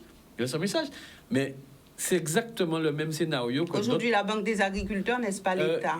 Il y a une je ne sais pas. On annonce plein de choses, mais on ne les voit pas nécessairement. Mais ce que je veux dire, qu'aujourd'hui, le raisonnement de relancer la production agricole en Guadeloupe ne peut pas être l'affaire des seuls agriculteurs. Ça doit être l'affaire de tous. C'est-à-dire le conseil départemental a son rôle à jouer, le conseil régional qui est en charge du développement économique a son rôle à jouer, mais je pense que c'est seulement qu'il y a un levier que nous n'arrivons pas à faire bouger en Guadeloupe sur le plan agricole. C'est le levier du financement. Il faudrait effectivement qu'on arrive à faire bouger ce levier-là de telle sorte que les agriculteurs ne supportent pas déjà les difficultés sur les exploitations liées aux conditions climatiques, mais les difficultés financières et font essentiellement pour encore aujourd'hui beaucoup d'autofinancement. Donc, si nous avons prétention de nourrir le peuple, il faut que tout le monde, effectivement, mette quelques billes. Et que le peuple puisse avoir les moyens d'acheter les produits. Tout à fait. Juste une parenthèse. Et après, nous marquons une courte pause et puis nous reviendrons pour la deuxième partie de l'émission. On a toujours tendance à considérer qu'il y a problème, il y a aide. Pour moi, l'aide n'existe pas. C'est théoriquement, économiquement, ça devrait être la mutualisation. Je ne demande jamais de l'aide à personne. Moi, je paye beaucoup d'impôts. Je considère que je suis un citoyen dans un système, j'investis et je récupère. Ce n'est pas une question d'aide. Donc, il faut qu'on arrête ici aussi, tout le temps d'avoir l'aide. On paye on paye. C'est une mutualisation. Alors, être français, c'est être dans un pays. Moi, je paye des impôts et lourdement, quand on veut m'en mettre dans il y a un retour. Donc c'est de l'aide. C'est de l'aide. J'en ai marre de l'aide. Non.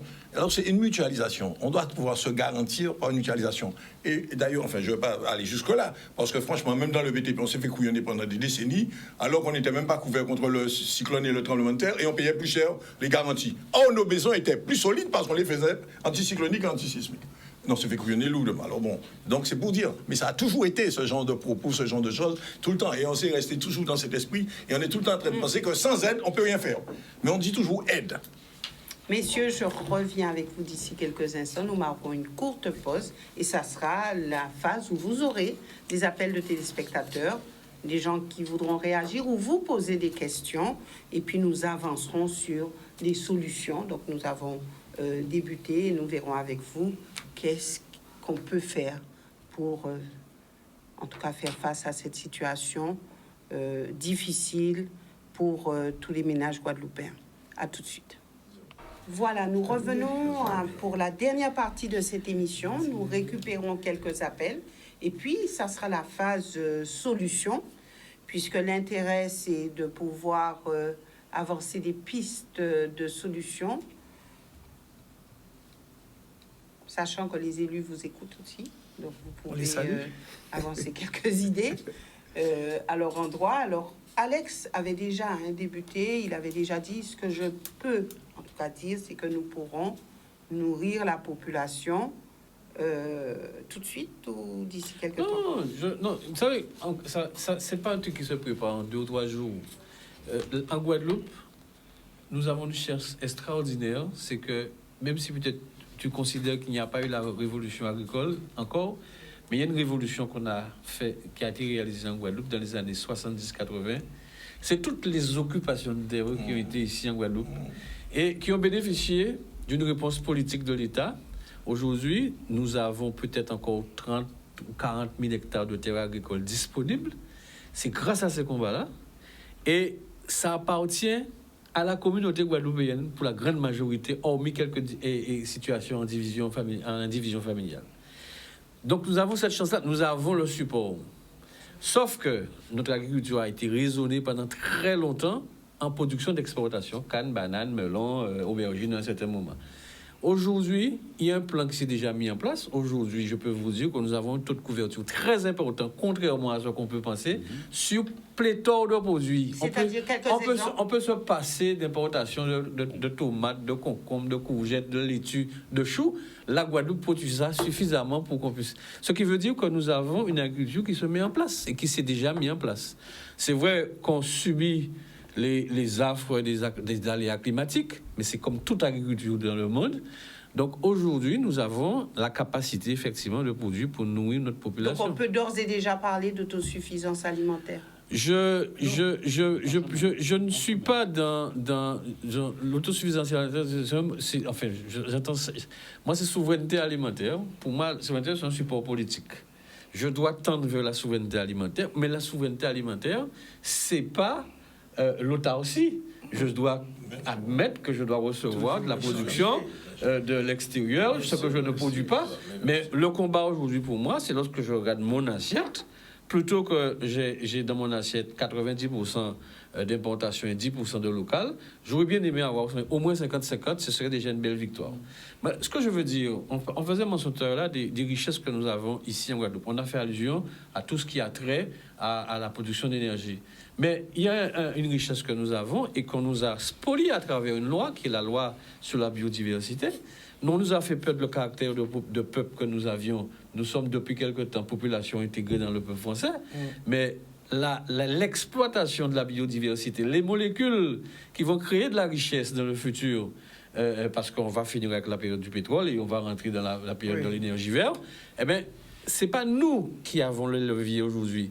Grâce ou à cause de cette loi qui a été votée et acceptée et que nos élus n'ont pas suffisamment défendu la population, les intérêts de la Guadeloupe, de la Réunion, de la Martinique, de la Guyane, de Mayotte, eh bien, je considère aujourd'hui qu'on nous a spolié ce droit-là de pouvoir exploiter des molécules que nous avons ici chez nous et qui vont faire la richesse de la France demain. Donc, si nous n'arrivons pas à nous entendre, à nous écouter et pondre ensemble des projets sur les richesses que nous disposons sur notre territoire, eh bien, on ne sera jamais peuple. Et moi, j'ai envie d'être peuple. Merci.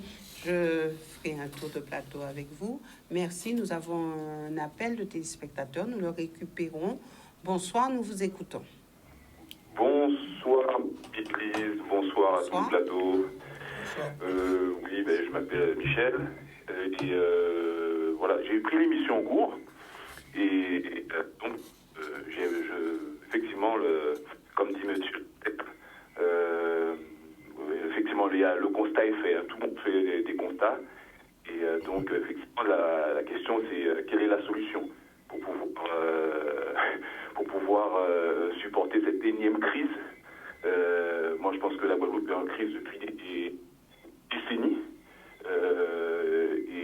Donc, d'ailleurs, l'INSEE, avec les chiffres qu'avait donné le mois dernier, 34% des personnes qui sont sous le seuil de pauvreté, bon, voilà. Néanmoins, en matière de solutions, voilà, il y a aussi M. Lasserre qui a dit que il faudrait identifier nos ressources, nos potentiels. Et il a parlé de soleil. Et le monsieur qui est à côté de lui, M. Signoret, lui par contre a dit tout doucement, gentiment, la géothermie. Et je pense qu'en Guadeloupe, on sous-estime cette capacité qu'à la géothermie. La géothermie, non, c'est pas vrai. La géothermie, c'est 24 sur 24. Et il y a de quoi faire.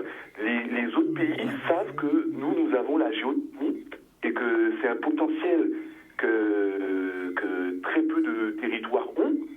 Et donc nous, on est là à se demander, tiens, mais on a le soleil. Le soleil, non, le soleil, c'est vrai, c'est, comme disait M. Duret, c'est intermittent. La géothermie, elle est non intermittente. Donc, il n'y a pas du tout de stockage d'électricité. Il n'y a aucune empreinte carbone avec la géothermie. Donc, d'après ce que j'ai pu voir dans les actualités, on peut parler de souveraineté agricole, mais il me semble que ça va passer par une certaine autonomie énergétique. Et on a cette possibilité-là, on a ce potentiel-là. Et j'aimerais apporter, pour votre information, que la société civile guadeloupéenne porte un projet avec un monsieur qui s'appelle Gérald Bougré et qui consiste à justement implanter une usine de géothermie en Guadeloupe. Et on parlait de levier, en voici un. Il faut savoir que les Japonais, les Allemands, les Autrichiens sont déjà en train de nous demander quand est-ce qu'on leur vend, par exemple, de l'hydrogène. Merci, monsieur. Merci pour cet appel. Alors, c'est vrai que le gouvernement a mis en place des mesures d'urgence pour essayer de pallier à cette problématique de hausse des prix. Vous avez vu les différentes mesures avancées par le gouvernement pour soutenir le pouvoir d'achat. Est-ce qu'on peut dire que ça aussi, ça vient en appui à tout ce qui pourrait être mis en place? Nous aurons l'occasion ici d'en parler, de décortiquer un petit peu ces mesures qui sont mises en place. Nous le ferons une autre fois. Mais avec vous, Harry, quelle solution? Non, là par contre, je suis vraiment en train de penser à ce que je viens d'entendre. Moi, ça fait un moment que Gérald Bougré mène un combat sur l'hydrogène. Et il dit que c'est une fortune qu'on a dans notre sous-sol. Et moi, je vous dis, sincèrement, je suis vraiment... Il y a quelque chose que je ne comprends pas dans cette histoire-là. Je l'ai déjà vu, on a déjà discuté, etc. Bon, donc on a parlé, on a dit son projet. Quand je vois quand je vois tout ce qu'il me dit sous ce projet-là, je ne comprends pas comment les gens qui sont responsables n'ont pas encore encadré Gérald Bougré par une structure de gens formés qui maîtrisent ce genre de choses. Son projet est déjà bien ficelé. Mais oui, enfin, déjà, étant, oui, mais enfin... il est déjà ficelé. Il n'est pas... Alors, je vous dis une chose. il n'est pas encore, à mes yeux, suffisamment ficelé parce qu'il n'a pas encore mobilisé. Donc il y a un truc qui manque. Pourquoi? Parce qu'il n'est pas encore dans un langage qui peut être vendu à tout le monde. Comprenez bien ce que je veux dire? C'est trop technique. C'est trop technique. Il y a besoin de vulgariser ça. Mais il faut qu'il y ait des gens il faut le vulgariser. Mais le vulgariser, quand je dis le vulgariser, c'est pas le vulgariser en le rendant crédible, mais en le rendant facile à comprendre à tout le monde. Ouais, audible. Audible. C'est tout le problème, il est là. Parce que moi, j'entends, je vois, j'écoute. Mais à chaque fois, je me dis, il y a un truc qui manque. Il y a un truc qui manque parce que c'est très, très, très technique. C'est pas, je ne suis pas de dire aux gens, vous avez une fortune sous les pieds, etc. Il faut qu'on soit palpable. Donc, il y a besoin d'une structure. Mais c'est sûr que lui, aujourd'hui, moi, ce qui me surprend, je vous dirais, on est dans un pays qui est structuré et qui prend des décisions. Moi, je considère, je dirais, à ce niveau-là, ça s'appelle de la recherche et ça intéresse tout le monde. Moi, j'aurais des fonds qui seraient tout de suite sur cette affaire-là avec des gens, genre d'embaucher des gens professionnels qui maîtrisent, etc., des gens qui soient capables de chiffrer des choses. En tout cas, il a le sentiment d'être incompris. Mais oui, mais il est incompris. Mais je dirais que ça ne m'étonne pas non plus qu'il soit incompris.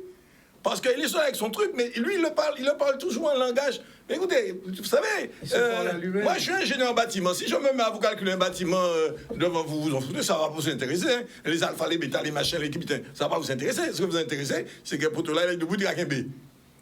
Il faut qu'on puisse rendre ça lisible. Et chaque fois, je suis embêté de voir ça, parce que je connais, je sens son truc, mais je me dis, il faut des décisions, il faut une décision politique importante. Pour ça, il faut accompagner ça. C'est de la recherche et c'est important. Il faut investir dedans. Aujourd'hui, vous savez, il ne faut pas oublier. Alors, vous savez, voilà encore le alors, nous passons à la je vais pas continuer parce que je vais faire une comparaison sur quelque chose, encore un autre truc. Oui. C'est encore un truc. Oui, nous vous écoutons. Bonsoir. Oui, d'accord. Allez-y, madame. Oui, bonsoir Edith, bonsoir messieurs. Depuis l'arrivée de l'euro, les prix des produits agricoles sur le marché public, les prix ont doublé, voire triplé. Ce qu'on payait 1 franc, ça n'a rien à voir avec 1 euro. Et on n'a pas tenu compte de ça. Et j'entends toujours depuis, il faut qu'on s'asseye autour d'une table, Mais bientôt, il n'y aura ni table carrée, ni table rectangulaire, ni table à rallonge, parce que ça fait trop longtemps que ça dure. Messieurs qui sont là, vous êtes des économistes, il faut arrêter de dire qu'il faut qu'on s'asseye autour d'une table. Nous ne pouvons pas ciser encore. Là, actuellement, les constats doivent être enterrés parce que les constats ont été faits depuis tantôt. Aujourd'hui, c'est prendre la liste de ce qu'on a constaté. Et petit à petit, sachant que financièrement, peut-être on ne pourra pas résoudre certains problèmes dans l'immédiat, mais résoudre en partie pour soulager les porte-monnaies des familles, pour soulager, pour permettre aussi à certains de travailler. Et en dehors de l'agriculture, et qui concerne principalement la canne, la banane, et maintenant quelques légumes qu'on arrive à trouver sur les marchés de la Guadeloupe. En dehors de ça, il y a d'autres choses qu'on peut faire en Guadeloupe et on ne prend pas le temps ni d'écouter certaines personnes, sous prétexte que peut-être qu'ils ne sont pas des ingénieurs, ni même de regarder sur le marché ce qu'il y a lieu de faire. Ne serait-ce, je vous donne qu'un exemple, ne serait-ce qu'au niveau du recyclage. Regardez tout ce qu'on vous envoie. Je vous vois bien habillés, là, messieurs, autour de la table. Les vêtements que vous avez aujourd'hui, que vous n'allez pas mettre demain, vous en faites quoi? Vous les jetez à la poubelle.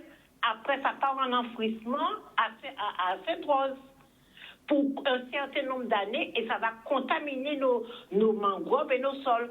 Alors qu'il y a des choses aujourd'hui, et beaucoup de femmes de Guadeloupe, et j'apprécie ça aujourd'hui, beaucoup de femmes ont compris quand vous passez sur les marchés tels à Bimona, l'Orient, ont compris que le fait de s'habiller en deuxième main, comme on dit, ou alors transformer les vêtements que vous avez sur vous, les beaux vêtements là, que vous avez sur vous, les transformer, les customiser, ça leur permet non seulement de gagner un petit peu d'argent pour nourrir leur famille, mais aussi ça évite que nos sacs poubelles soient remplis mal et triés et en plus mettre à l'enfouissement à Sainte-Rose. Alors, je vous demande de réfléchir à tout ça en dehors des différentes plantations. On a beaucoup de choses qu'on peut faire pour permettre à la Guadeloupe. Mais j'ai vu une grande Guadeloupe qui est à niveau. Mais certains vont être soulagés. Merci. Merci, madame. Donc, changer les habitudes de consommation, ça peut être une solution. C'est un peu ce que je disais.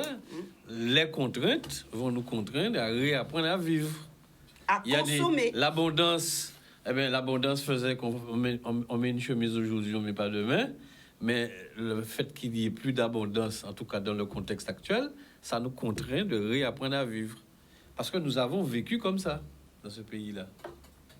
Ouais. Alors, certains disent qu'il faut acheter en gros, il faut guetter les soldes, il faut guetter aussi. Mais ça, les c'est dans un système. Tout ça, les soldes, tout ça, c'est dans un système. pour essayer de s'en sortir. Je voudrais quand même dire quelque chose. Ça peut être aussi une solution ou des solutions, parce qu'il n'y a pas une solution.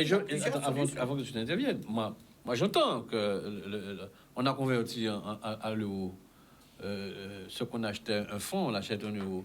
Mais à l'époque, là où le transport commun a été arrêté à bord station là à Bemao, quand on est plus là, on a acheté 2 francs là, eh bien, on a payé 2 euros. Un gars, on n'en avait pas beaucoup à l'époque, on en a malheureusement de plus en plus, mais des clochards, les rares clochards qui étaient des célébrités que nous avions ici en Guadeloupe, là où tu payes 1 franc, où tu payes l'argent, ah bon, clochard 15 centimes. Non, il faut payer au moins 2 euros. Donc, l'euro, de fait, a créé à mes yeux de l'inflation à tous les niveaux. À tous les niveaux, parce que les salaires n'ont pas suivi. Il faut sortir de l'euro. Je n'ai pas dit ça, par contre. Alors, non, mais nous avons un appel et j'arrive avec vous et puis je vais revenir à Harry. Bonsoir, nous vous écoutons. Il y a beaucoup d'appels, donc nous cheminons avec les appels. Oui, vous êtes à l'antenne. Bonsoir, monsieur.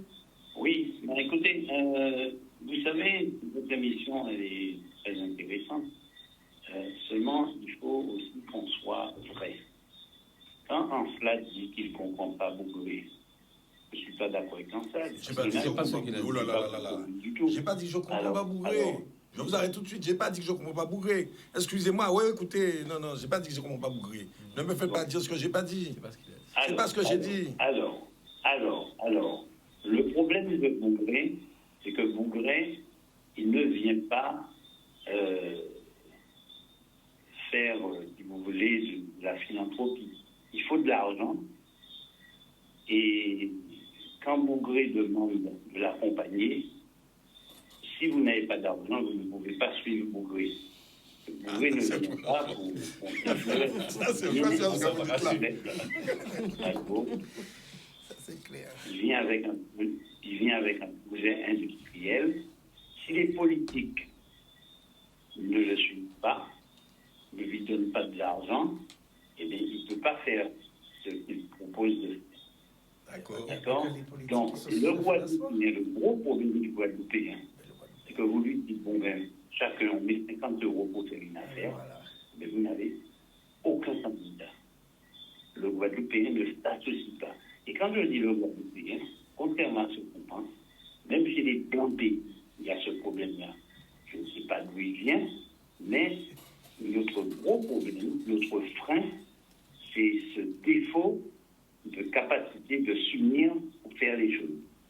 Donc, Enflade a peut-être des sous. Est-il prêt à s'associer avec Bougré? Toute la question, elle est là. Voilà, j'ai fini. Merci, monsieur. Merci, monsieur. Donc, voilà. C'est excellent. C'est excellent. La question qu'il vient de poser, la façon qu'il l'a posée, vient de me permettre de donner la synthèse de 30, 40, 50 ans de mon existence en Guadeloupe en tant que chef d'entreprise. Mais vous savez une chose que je me dis? Eh bien, le problème, c'est que je suis sollicité tout le temps, et je me demande, mais c'est bizarre, pas ni pour mon guinage en Guadeloupe, parce qu'en 7 ans pas riche, mais je suis sollicité tout le temps. Eh bien, vous savez une chose, je me dis, voilà le résultat de notre fonctionnement. On ne veut pas de gens ayant de l'argent en Guadeloupe. Ça nous pose des problèmes tout le temps, parce que j'ai été victime de ça tout le temps par mes compatriotes. Moi, si bitin, et en bas, Jean qui a tombé par hasard, à pas bitin, moi, pas au cadeau, je me suis tout trouvé sous des affaires où il n'y a pas le choix et j'arrive avec une solution. Mais là, enfin, il y aura dit, pas dans ça, deuxième là, tout bitin, pas pour un stade. Mais ce que je dis toujours en Guadeloupe qui me choque, quand un Guadeloupéen dit, comment tout bitin, c'est pas ça, alors, il a fait, il y aura deuxième là, en cas, il ben fait, il va faire. Le principe, il y a empêcher au fait, mais il n'y a pas qu'à prendre pour faire. Et c'est ça qui me choque. Parce qu'à ce moment-là, quelqu'un me double. Mais il me double, il le fait. Il l'a fait. Non, on m'empêche de faire et on ne fait pas. Et en définitive, c'est ça tout le problème. Alors, je vais lui répondre parce que mon grand problème, c'est mon vrai cauchemar. Quand mon téléphone sonne, je suis déjà pas bien. Parce que je suis sollicité tout le temps. Mais je ne suis pas un homme riche parce que je n'ai pas mené une politique à engranger de la fortune. J'ai mené une politique pour me gagner ma vie, m'occuper de ma famille. Je n'ai pas mené une politique à engranger de la fortune. Aujourd'hui, je le regrette parce que j'avais la possibilité de le faire. C'était pas dans mon état d'esprit. Donc, je n'ai pas fonctionné comme ça. Je me suis battu pour gagner ma vie. Et j'ai gagné ma vie. Alors, le reste, je l'ai consacré à des combats politiques. Des trucs. Que vous ne pouvez bon, pas. Donc, je ne peux pas répondre à tout. Mais par contre, ce qu'il dit là, c'est vrai. Bougré, aujourd'hui, aurait besoin d'argent. Le problème, c'est qu'on n'est pas justement dans un pays où on n'a pas. À la rigueur, c'est plus facile de faire ça en Haïti qu'ici. Les Haïtiens ont l'habitude de faire ce genre de choses-là. Ils mettent chacun un petit peu dans un truc, mais ils font des cagnottes et ils ont cette culture-là en Haïti. Ici, on n'a pas ça du tout. On n'investit pas dans les affaires. Et si nous regardons bien, la première faiblesse de notre système économique ici, c'est justement qu'on n'arrive pas à faire. On ne fait pas d'affaires à plusieurs et autour de des billes. Et parce qu'on n'a pas justement ce lien et cette confiance. Donc, c'est là le problème. Mais je pense qu'il a raison sur une chose, l'opération Bougré. C'est pour ça que je dis, il faut le fluidifier, et c'est peut-être la première expérience à faire. Il faut le rendre public, il faut qu'on le comprenne, il faut que les gens comprennent que Fadi Mouna, moi, on est venu me dire un jour, j'ai acheté, oui, je veux dire, on est venu me dire un jour, est-ce que je suis prêt à investir dans photovoltaïque qu'on va mettre en Pologne, ou je ne sais pas dans quel pays de l'Est, et on me donne l'endroit où le panneau dans lequel j'ai investi est posé. Quand on m'a dit ça, j'ai dit ça, par contre, voilà le genre de choses. Je n'aime pas la bourse, mais ça, par contre, je comprends bien ça. J'ai dit, si on me propose ça pour Haïti, j'achète des panneaux tout de suite. Je ne vais pas le faire pour l'autre, c'est pas pour un chien, mais je considère Haïti n'a plus besoin de ça aujourd'hui. Si j'ai de l'argent à mettre sur des panneaux, je peux faire le mettre en Haïti. Nous récupérons un dernier appel. Malheureusement, pour ceux qui nous regardent, nous aurons l'occasion d'ici la semaine dernière de vous donner un petit peu plus d'espace. Puisque je sais que vous aimez beaucoup cette émission, donc nous aurons l'occasion de vous donner un petit peu plus de temps pour les appels. Et puis, nos invités vont devoir nous donner des solutions. Alors après Harry, ça sera Franck, et puis ensuite à Patrick de nous donner leurs solutions pour permettre à tout un chacun d'avoir un petit peu d'espoir à l'issue de cette émission. Dernier appel, bonsoir, nous vous écoutons. Allô, bonsoir. Oui, bonsoir, monsieur. Madame Boisselet. Bonsoir. Bonsoir, le plateau. Bonsoir, tout le monde. Monsieur Aslan, avec les autres invités. Bonsoir. J'essaie de vous répondre à votre question. Bon, après, je reviens parce que nous pouvons pas ni problème. Pas ni problème. Bon. Vous m'avez dit tout à l'heure, là, est-ce que l'État qui changé, cap pour nous faire pour nous changer? Je vais rester 6 à Casa. La conjoncture là qui est là, présent là, si vous ne comprenez pas ce qui s'est passé, depuis moi, en fait, c'est l'Occident qui a fait le bon tournée. L'Occident en perte de vitesse. L'Occident, c'est toute l'Europe et puis l'Amérique. Là, actuellement, là, tourner à nègre, en paradis noir, ou tourner à nègre qui a été fait à présent. Quel que soit été Poutine, n'importe qui monde. C'est ça qui a passé là à présent. La France pour Français, c'est ça qu'on a dit nous. La France pour j'ai travaillé pour nous. En 15 ans, si la vie n'a pas au bon l'Amérique, c'est bon. Si la toujours dit qu'on n'a pas tiré sans tête à haut, la Guadeloupe, c'est tourisme qui a fait ce fait en Guadeloupe. Tout le monde a gommé puis banane, tout cas d'éviter. La France, on y a un petit contrat. Parce que la France, pas besoin de banane encore. La France, il a qu'à provisionner, il faut. en partant dans l'agriculture là, même si bateau la paix rentrer, qui va vous manger. Beaucoup de moyens, en cas de métier. Après le capé, en partie personne qui veut pour mettre en bas manger. Il y a assez 0,50 pour mettre en zone. Quoi, ouais? Tant qu'elle nous peut exporter bitin, pas trop cher pour que manger. Donc, on profite de l'épargne pour y marcher. Avec là où nous y est là, et puis la guerre là qui est nous là, si nous ne pouvons bien comprendre, moi, je sens tout sur politique. En fait, actuellement là, les choses qui ont changé dans le monde. Là-haut qui tourne. Pour là qui tourne. L'Occident part dans aïe encore. C'est dommage que nous avons parti de la France. Nous coupons gaz 20 qui blanc français. En parler, vous avez dit encore. Réfléchissez à ça et nous pouvons là nous parler. Allez, bonne soirée. Merci, monsieur. Bonne soirée. Alors, Franck Lasserre. Oui. Oui, alors c'est votre tour. Est-ce que vous voulez Oui, réagir après sur ce que le téléspectateur non, a monsieur, dit, le ensuite, téléspectateur a son avis, donc c'est un avis qui, je dis, très pessimiste. Il a peut-être raison, je n'ai pas de boule de cristal pour savoir ce qui se passera demain. Maintenant, le fait, c'est que nous sommes effectivement en Europe, puisque nous sommes européens. Nous avons une législation qui nous oblige. On a certaines contraintes. Et moi qui défends le monde artisanal, puisque nous devons nous recentrer sur des solutions.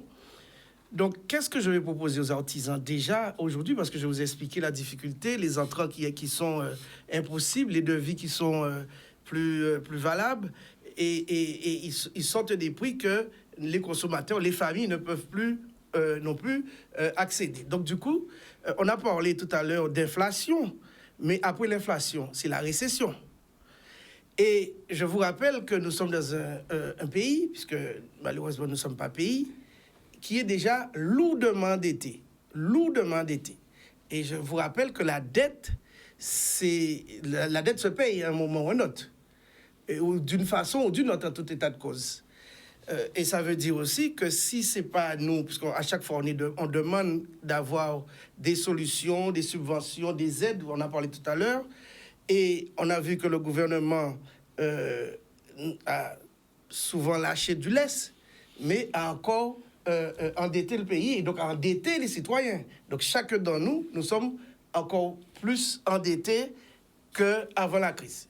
Donc à la sortie de crise, aujourd'hui, il faut, j'allais dire, bricoler. Puisque nous n'avons pas de solution radicale à proposer, il aurait fallu qu'il y ait un grand bouleversement, qu'on change nos modes de vie.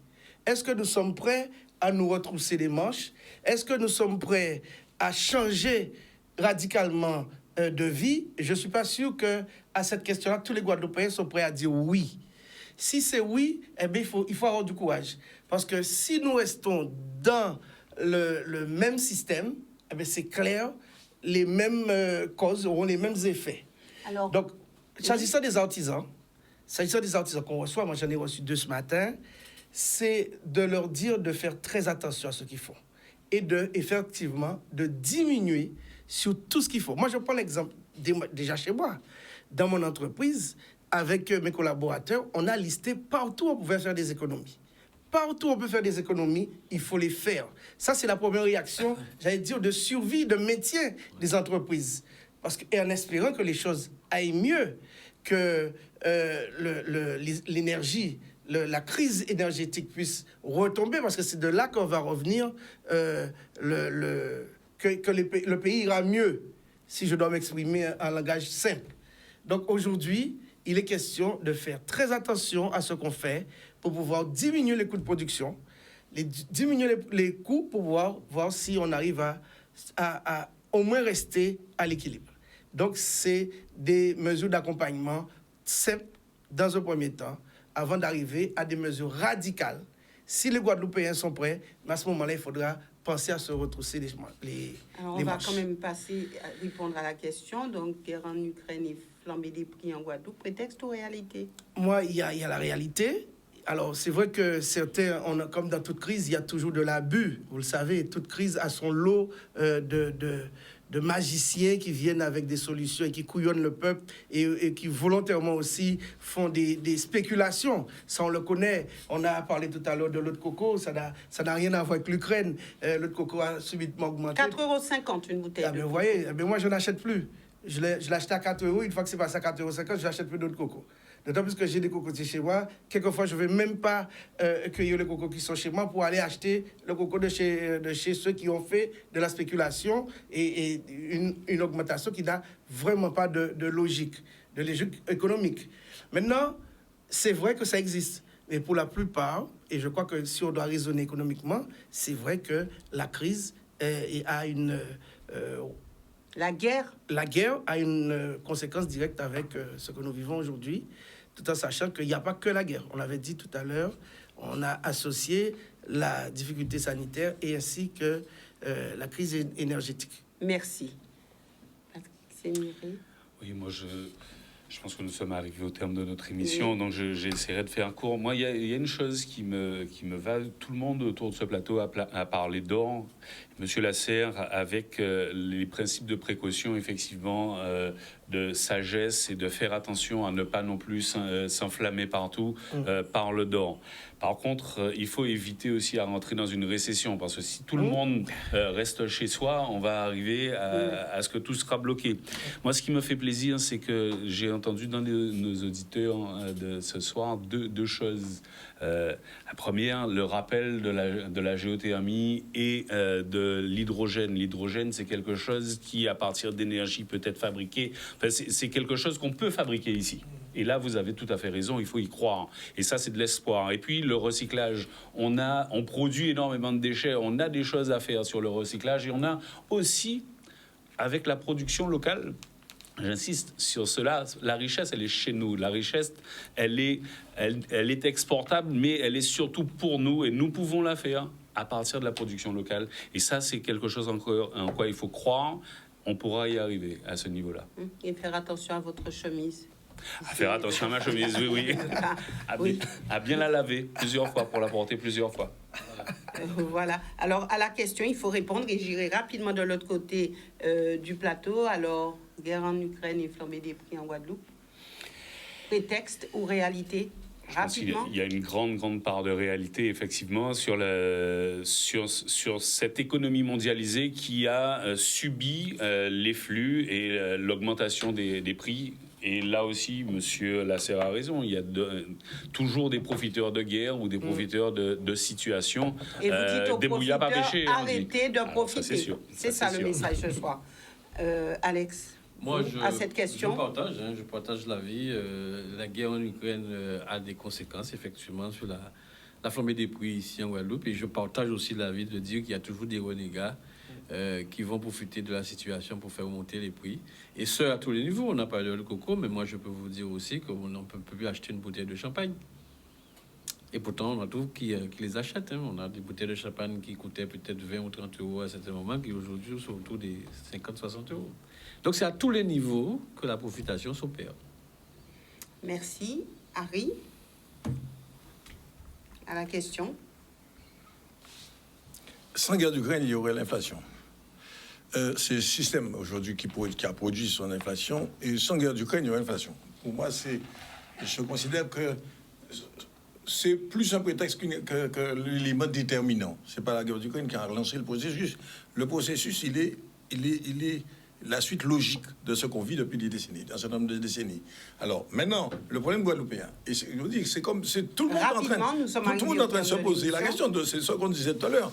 Aujourd'hui, on doit apprendre à optimiser ce qu'on a, à optimiser son développement. Et ce qui m'inquiète, c'est que nous avons perdu un paquet de décennies. On n'a toujours pas les outils pour fonctionner en Guadeloupe comme on devrait fonctionner normalement. Parce que ça veut dire qu'on est de plus en plus dans une stratégie de proximité. Or, chez nous, on n'a pas eu ce pouvoir-là, on ne sait pas le faire. Et tout ce qui m'inquiète, c'est que maintenant que les éléments, on n'a plus le choix, mais je ne suis pas sûr du tout qu'on a les éléments et les outils en main. Et quand j'entends récemment, j'ai entendu les débats, je me suis dit, putain, j'ai l'impression qu'on on est 50 ans en arrière, parce qu'on devrait déjà être beaucoup plus loin dans tout ça. Je me dis, mais j'ai l'impression, quand j'entends 1970, même pas d'ailleurs. 1970, on était plus en avance dans notre tête. On était plus en avance qu'aujourd'hui. Alors moi, je suis inquiet, très inquiet là-dessus. Merci, messieurs, d'être venus sur ce plateau. Merci aussi à vous, téléspectateurs, de nous avoir suivis. Nous nous retrouvons donc mercredi prochain avec une autre thématique et puis des invités. Nous aurons le noyau dur, mais d'autres invités qui seront avec nous. En tout cas, restez fidèles à cette émission, que les choses soient dites, et excellente soirée à tous.